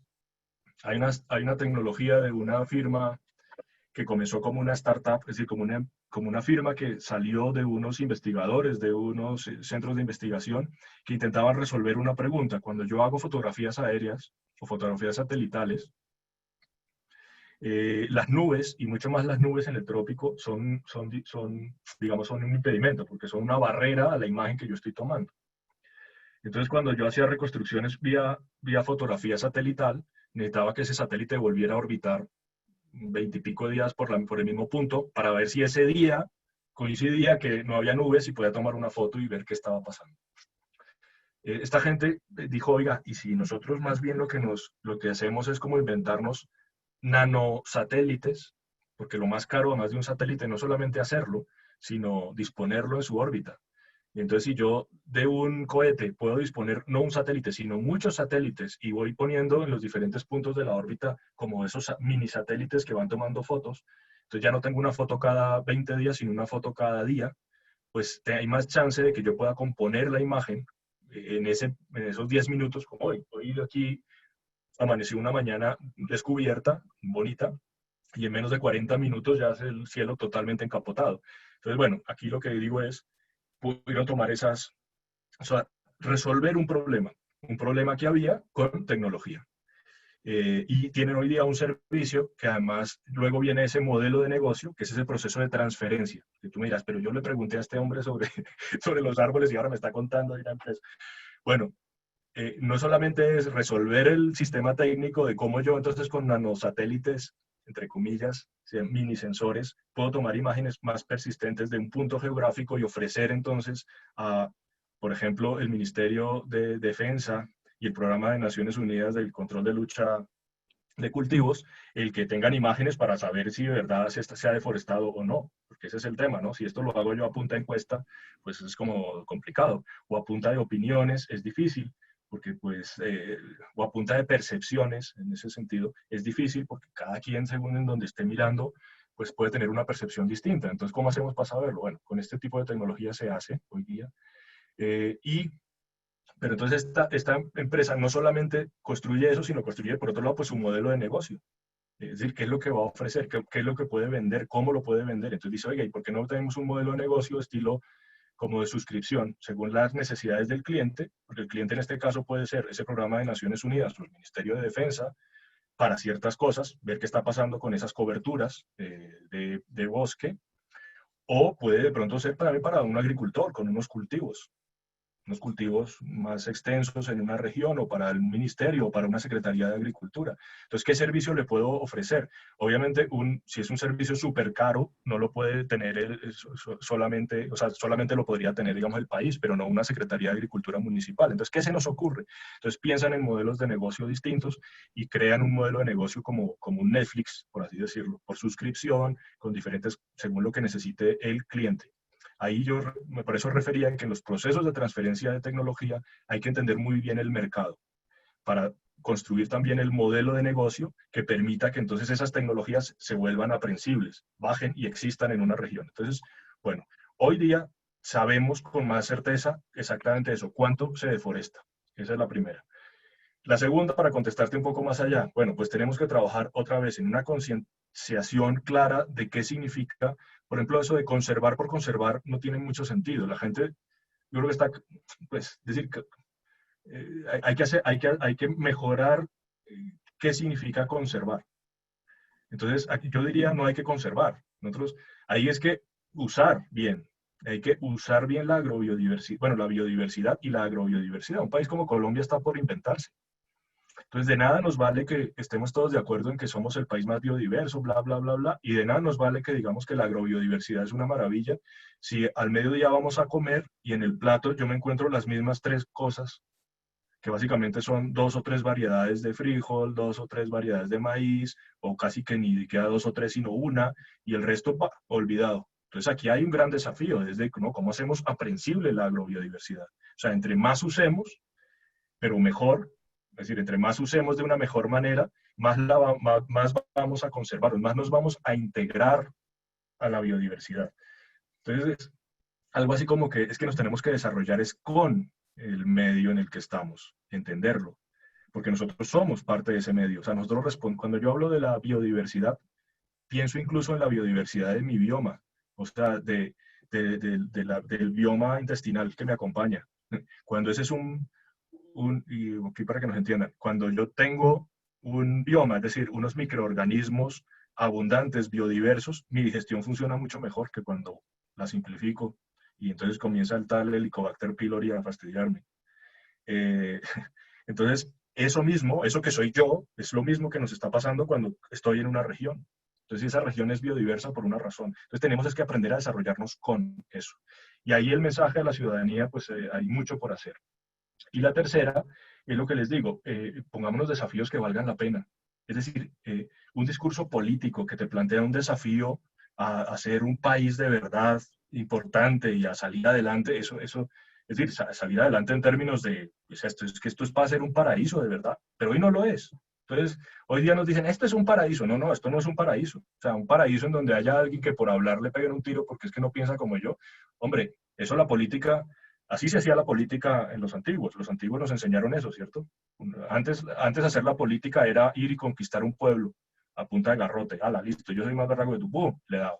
Luego se inventaron, la política se inventó que, hombre, podíamos tener era la deliberación pública y apuntarle con ideas a las mejores y el voto y, bueno, una serie de cuestiones. Y creamos que por lo menos que nadie por sus ideas le pegaran un tiro, pues porque eso lo más básico, y eso nos mete como sociedad en una cantidad de problemas. Eso ya la humanidad ya lo inventó. Nosotros todavía no hemos llegado a eso bien, todavía. Entonces, claro, esto claramente no es un paraíso, claramente no lo es, pero sí lo podría ser.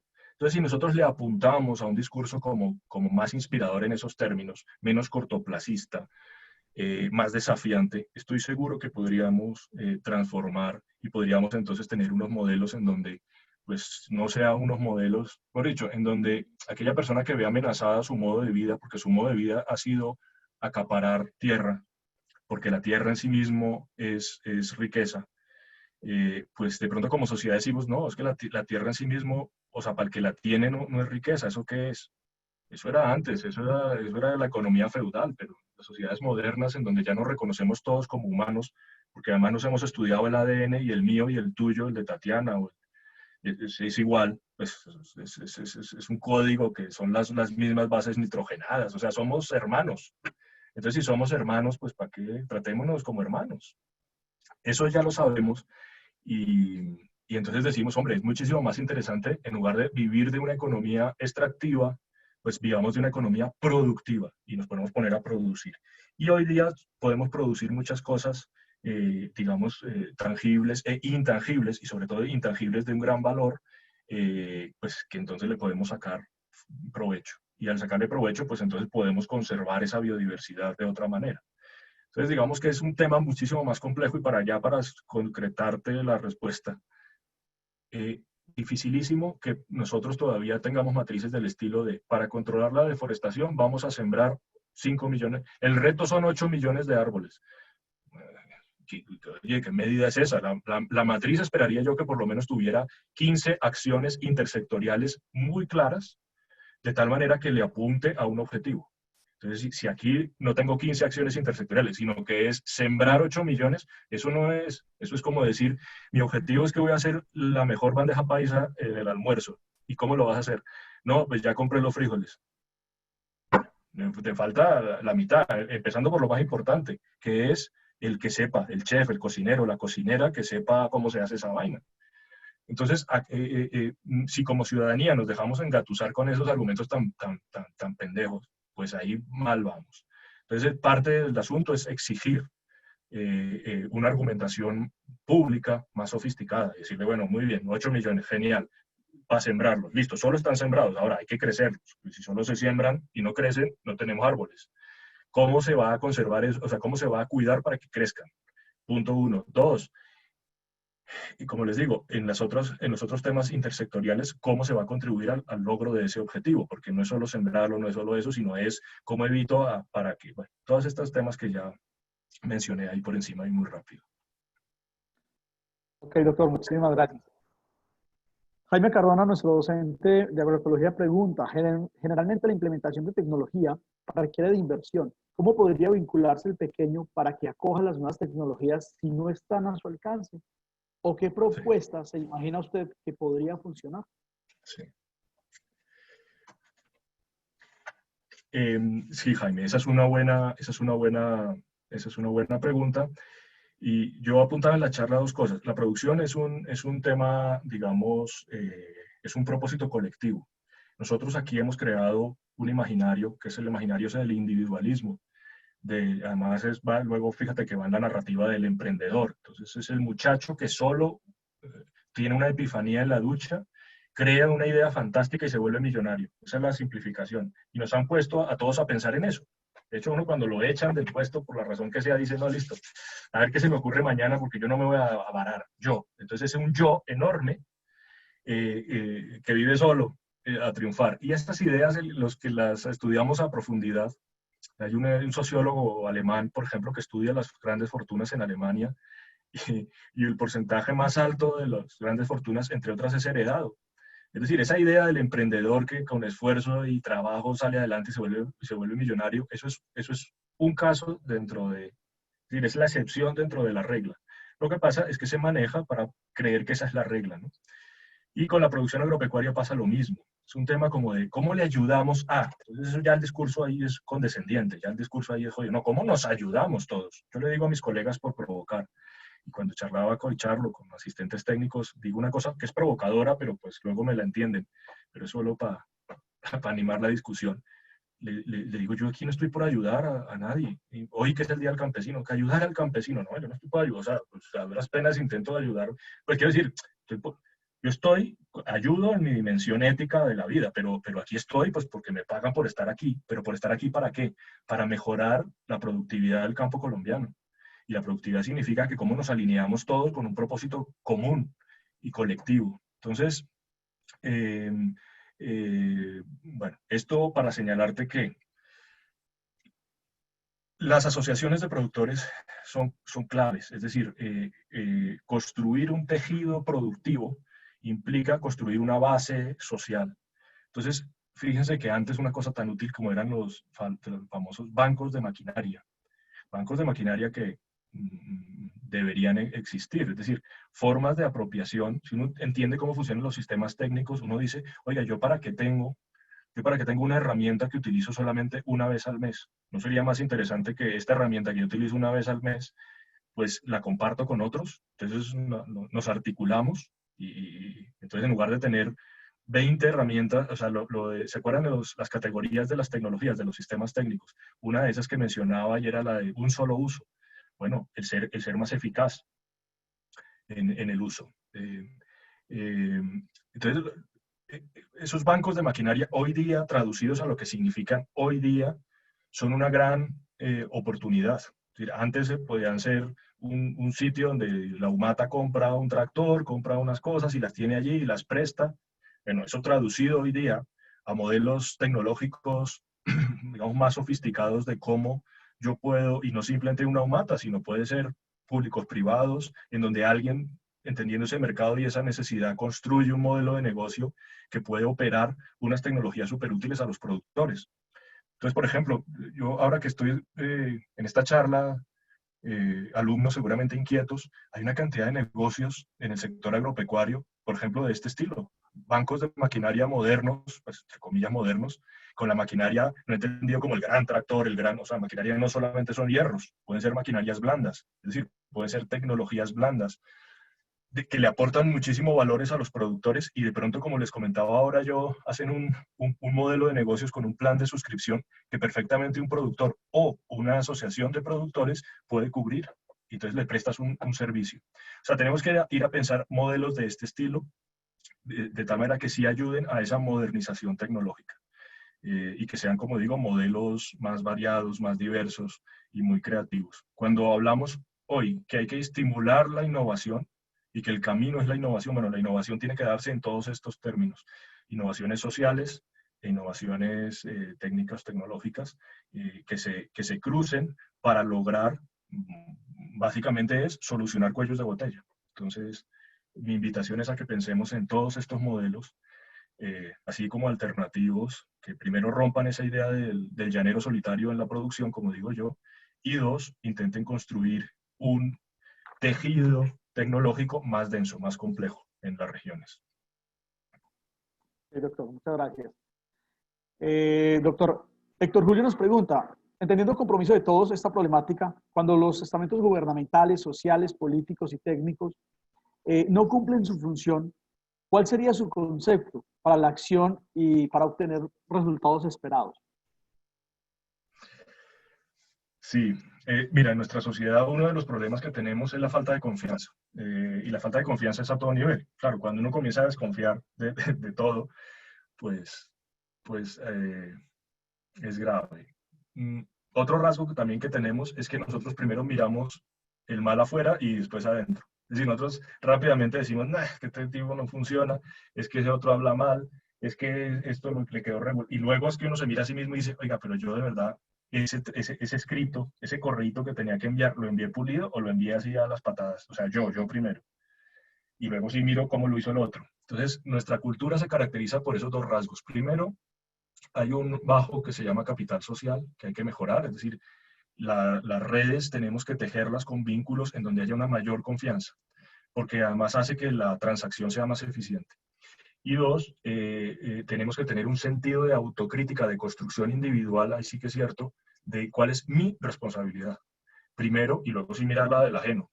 Entonces nosotros criticamos que el hijo de madre, el alcalde no ha sido capaz de solucionar el problema, bla, bla, bla, bla, bla, bla, bla, pero es que uno sigue viviendo igual. O sea, uno escucha esta charla, pero luego sigue, o sea, vasito plástico para tomarse la agüita y luego, bueno, se quedó ahí, dame otro vaso de agua, por favor.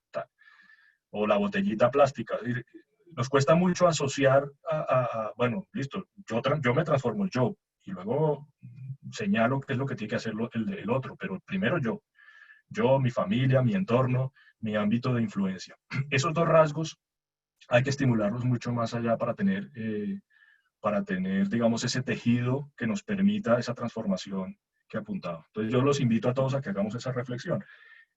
Uno a veces dice, pero yo para qué separo residuos en casa si luego yo he visto que el camión junta todo. Bueno, usted los separa porque los tiene que separar, o sea, porque es su deber moral. Luego lo que haga el camión, pues bueno, eso ya le queda más jodido, yo lo entiendo, claro, a todos. Pero en principio, pues sepárelos porque es lo que usted tiene que hacer. Nosotros nos excusamos, nosotros somos más listos y decimos, ¿yo para qué hago eso? Sí, tal cosa. ¿Yo para qué hago esto? Sí, fulanito hoy se cuela. Entonces, lo primero es hacer lo que tenemos que hacer. Y lo segundo es empezar a tejer confianza para hacer más ágiles las transacciones. Yo como flujos de información hablábamos ahora. Otro de los mecanismos que desarticulan mucho de esos tejidos de confianza es porque estamos inundados de malas noticias y esas malas noticias acaparan como nuestra realidad, acaparan la construcción que hacemos del modelo mental con el que decimos que esto funciona. Entonces fíjense que, por ejemplo, una vez para entrar a una universidad, como hace 5 años se robaron unos computadores, entonces creamos una vaina que eso es como entrar a Fort Knox. Eso hay que entre y muestre la cédula, muestre el carnet, muestre la foto, muestre o sea, como si entre nosotros todos fuéramos ladrones. Y eso hace que entrar a una universidad, que puede ser una cosa agradable de 2 minutos, se convierta en una fila de 20. Muy poco eficiente. Por un evento que pasó hace un tiempo. Y que genera es que cuando la gente esté adentro, no le importa quién más está, porque como ya estás tan aburrido, pues ya ni, ya que, y de pronto ves a alguien sospechoso, pero bueno, eso que venga el portero y total, este tipo, pues en teoría le pidieron la cédula, no sé qué, ya alguien. Entonces empezamos a deformar toda la situación. En cambio, si más bien nos cuidáramos entre nosotros, porque todavía afortunadamente, cuantitativamente, por ejemplo en esos términos, es más la gente honrada que la gente ladrona. Es más. Pero vía el modelo que hemos construido mentalmente, la gente está amenazada. Aquí donde yo vivo, en el barrio, hay un video que se repite de unos que se roban la llanta de un carro. Entonces cada vez que salgo y hablo con un vecino a 1 metro de distancia por estos días, o 2, o con la mascarilla, me cuentan, no, están robando las llantas de los carros, es una vaina terrible, una cosa. Es el mismo video repetido N veces, que la gente ya se siente amenazada de que esto, bueno, de que ya vienen las hordas,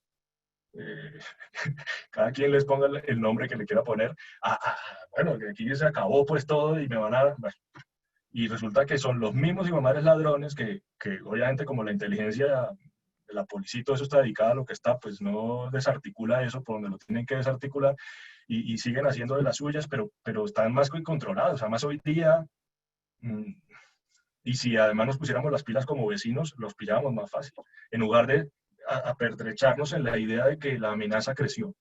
Entonces, estos mecanismos hay que hacerlos conscientes para favorecer mecanismos, por el contrario, que construyan tejido social y confianza. Perfecto. Pues doctor, vamos a continuar con 2 preguntas porque el tiempo ya empieza a escasearnos. Entonces, 2 preguntas para finalizar. La primera es que nos dicen, hay autores que hablan de cambio, que no hablan de cambio climático, sino de variabilidad climática. ¿Qué opina usted, doctor? Sí, gracias por la pregunta también, esa es muy buena. No, la variabilidad climática es una característica del clima. Por eso a eso hacemos referencia cuando hablamos que es un sistema dinámico. Es decir, es un sistema dinámico y variable. Entonces aquí hay 2 conceptos que son muy importantes. La variabilidad, que para entender la climatología de una región es digamos, absolutamente necesario. ¿Por qué digo necesario? Porque ustedes seguramente lo habrán vivido, más en el medio rural. Uno tiene que comprender la variabilidad al interior de cada año. Esto es como una convención, ¿no? Pero al interior de cada año y entre los años. Al interior de cada año, por eso hablamos de las épocas secas, las épocas de lluvia, y entre los años, por eso hablamos de años que se comportan más secos y más húmedos y que tienen que ver con fenómenos como por ejemplo el ENSO, que se llama, que coloquialmente lo llamamos el fenómeno del niño, de la niña, etcétera, que nos pone en una circunstancia distinta. Por ejemplo, eso, años en donde el año normal se me va a comportar como un año más húmedo o más seco. Entonces, en el contexto del cambio climático, por eso es que digo que es diferente, en el contexto del cambio climático, la variabilidad se está comportando de otra manera. Entonces, hoy día sabemos que la variabilidad es más intensa o más frecuente. Entonces, a eso se refería. Por ejemplo, antes, en los periodos entre un año anormal, es decir, un año que podía ser extremadamente húmedo y un año que podía ser extremadamente seco, y unos años, entre comillas, normales, en donde mis épocas de invierno y de verano, o sea, de tiempo seco, para ser más precisos, y de tiempo lluvioso, más húmedo, en el año eran más parecidos. Entonces se hablaba de que había periodos de 6, 7 años, es decir, entre un año extremo, un periodo de 6, 7 años, entre comillas, normal, y otro periodo extremo, generalmente contrario al anterior. Hoy día eso se está acortando. Por eso es que ustedes ven que cuando se dice, la gente se acuerda, pasamos de un niña débil y de pronto te dicen, uy, pero no pasaron ni 6 meses y ya me están advirtiendo que es probable que venga un niño. ¿Y qué pasa cuando yo acorto esos tiempos, pues que en el sistema, en el espacio, en la finca, yo estoy teniendo dos extremos que me voy a encontrar. O sea, era una finca que estaba pensada para vivir en la normalidad. Y resulta que ahora la normalidad se me va a volver, son esos dos extremos. El año o más seco o más húmedo. Entonces eso tiene unas implicaciones grandes para la gestión de la finca. Entonces, bueno, contesto taxativamente.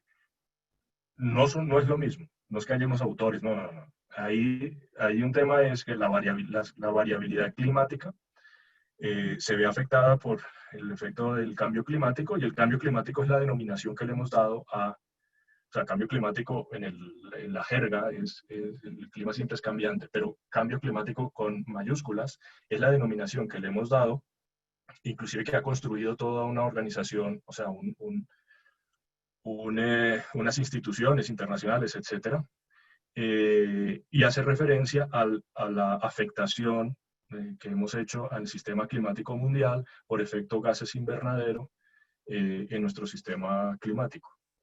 Entonces, esta precisión es clave. Ok. Gracias, doctor. Bueno, nuestra última pregunta nos la hace Brenda Zapata y nos dice, desde una finca que no tiene los ingresos o solvencia económica para la tecnología, ¿cómo puedo contribuir a la disminución de los efectos contaminantes?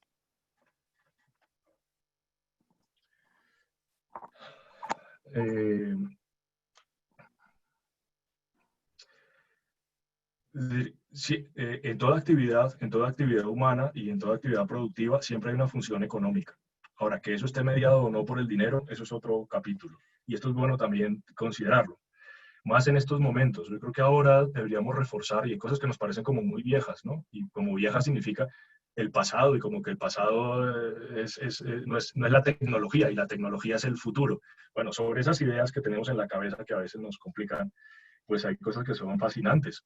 El trueque, pues, puede ser un mecanismo en este momento clave. O sea, en el momento post-COVID, en donde vamos a estar muy jodidos, pues el trueque creo que puede ser un elemento fundamental de arreglo transaccional que nos permita la actividad económica. Eso por un lado. Por el otro lado, claro, toda acción en el medio siempre tiene un impacto. Y todo impacto no necesariamente es positivo, no necesariamente es negativo, no necesariamente está buscado.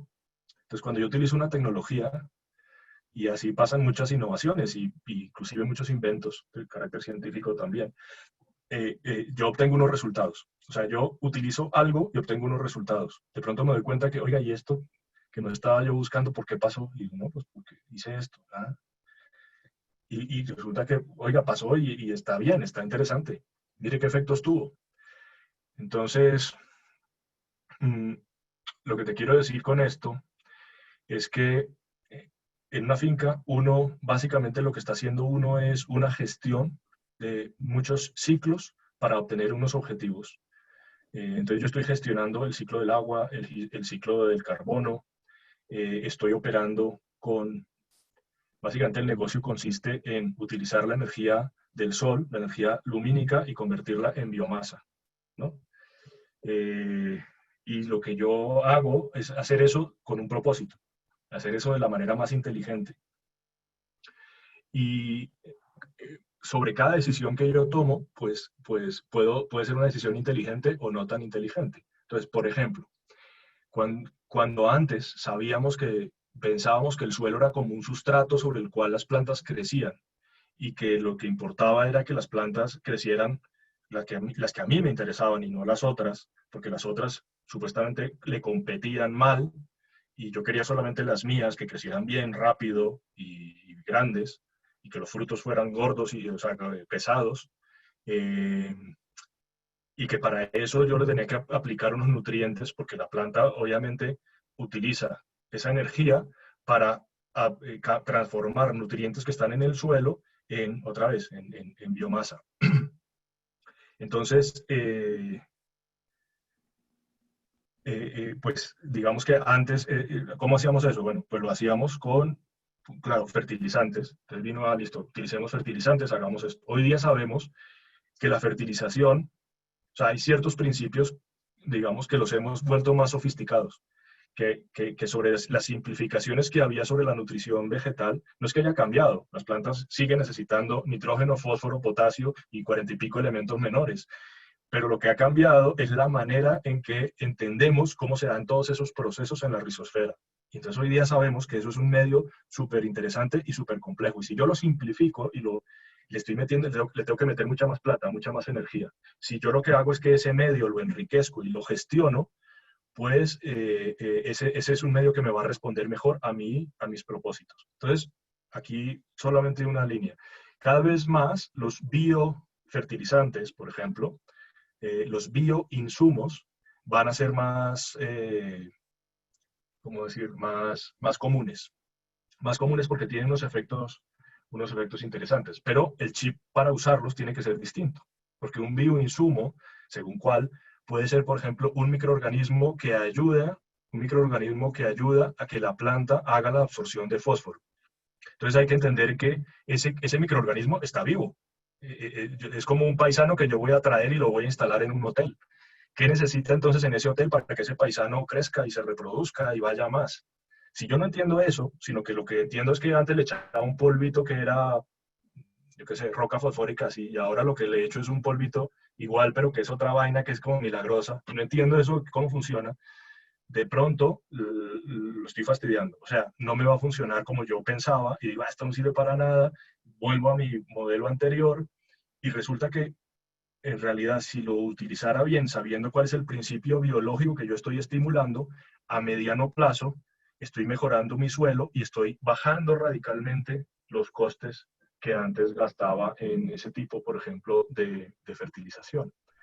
Entonces, digamos que hay un desafío importante en cómo hacemos la divulgación de estas cuestiones. Entonces, por un lado, cómo mejoramos esa cultura científica de la que hablábamos, pero por el otro lado también cómo hacemos toda la publicidad y de lo que se trata y de cómo vendemos y compramos y estas cuestiones. Entonces, bueno, en conclusión, pues en una finca pasan muchísimas cosas. En un sistema productivo, yo fíjense que les hablé de diferentes escalas también, dije sistema de cultivo, sistema de producción. Entonces, en una finca generalmente hay bastantes sistemas de cultivos, muchos de esos sistemas de cultivos se articulan, se complementan y vale la pena aprovechar todos esos residuos. Finalmente, la definición de basura es aquello que yo ya no tengo ni idea qué hacer con ello. Pero mientras yo sepa qué hacer con algo, se me convierte en un recurso. Entonces, a veces en las fincas mismas generan muchas posibilidades, por ejemplo, de mulch, de coberturas, de manejo de suelos, de restaurar partes de la finca que están teniendo problemas y los desaprovechamos. Entonces, bueno, ahí hay todo que seguramente el profesor de agroecología le están señalando muchas cosas en la cabeza. Hay todo un desafío sobre cómo nos paramos en ese agrosistema y empezamos a aprovecharlo de mejor manera. Claro que sí, doctor, muchísimas gracias. Además que usted nos entrega un panorama muy claro de a dónde deben dirigirse los sistemas de producción pecuarios y agrícolas y cómo deben integrar todos esos elementos para llegar a un sistema biointegrado que permita lo que usted dice, pues lo que me está generando esta producción, convertirse en un insumo para otro proceso dentro de esa misma finca o dentro de esa misma producción. Quiero agradecerle en nombre de UNISAR, que en nombre de los docentes que tenemos aquí, de los estudiantes, de los egresados, de los técnicos de las UMATAS, por acá veo a Adriana María Cuervo, nuestra docente también. Entonces, quiero agradecerle en nombre de UNISAR, doctor, porque creo que ha sido una conferencia muy interesante, pero además con unos elementos muy valiosos para nosotros quienes estamos día a día con el sector pecuario, agropecuario, y con una característica particular de UNISAR, y es cómo ha generado que la transferencia de tecnología o lo que hacemos en UNISAR llegue al pequeño y al mediano productor. Nosotros somos muy fuertes y hemos sido muy fuertes en ese pequeño mediano productor y hemos además evidenciado cómo esa falta de planeación en la transferencia de tecnología y de planificación pues ha generado ciertos problemas y limitantes para los productores. Quiero agradecerle enormemente, doctor, a través de estas conferencias y este ciclo de conferencias que hemos realizado, pues hemos permitido acceder a conocimientos y a trabajos como el que usted ha venido realizando, que además generan un panorama muy amplio para nosotros.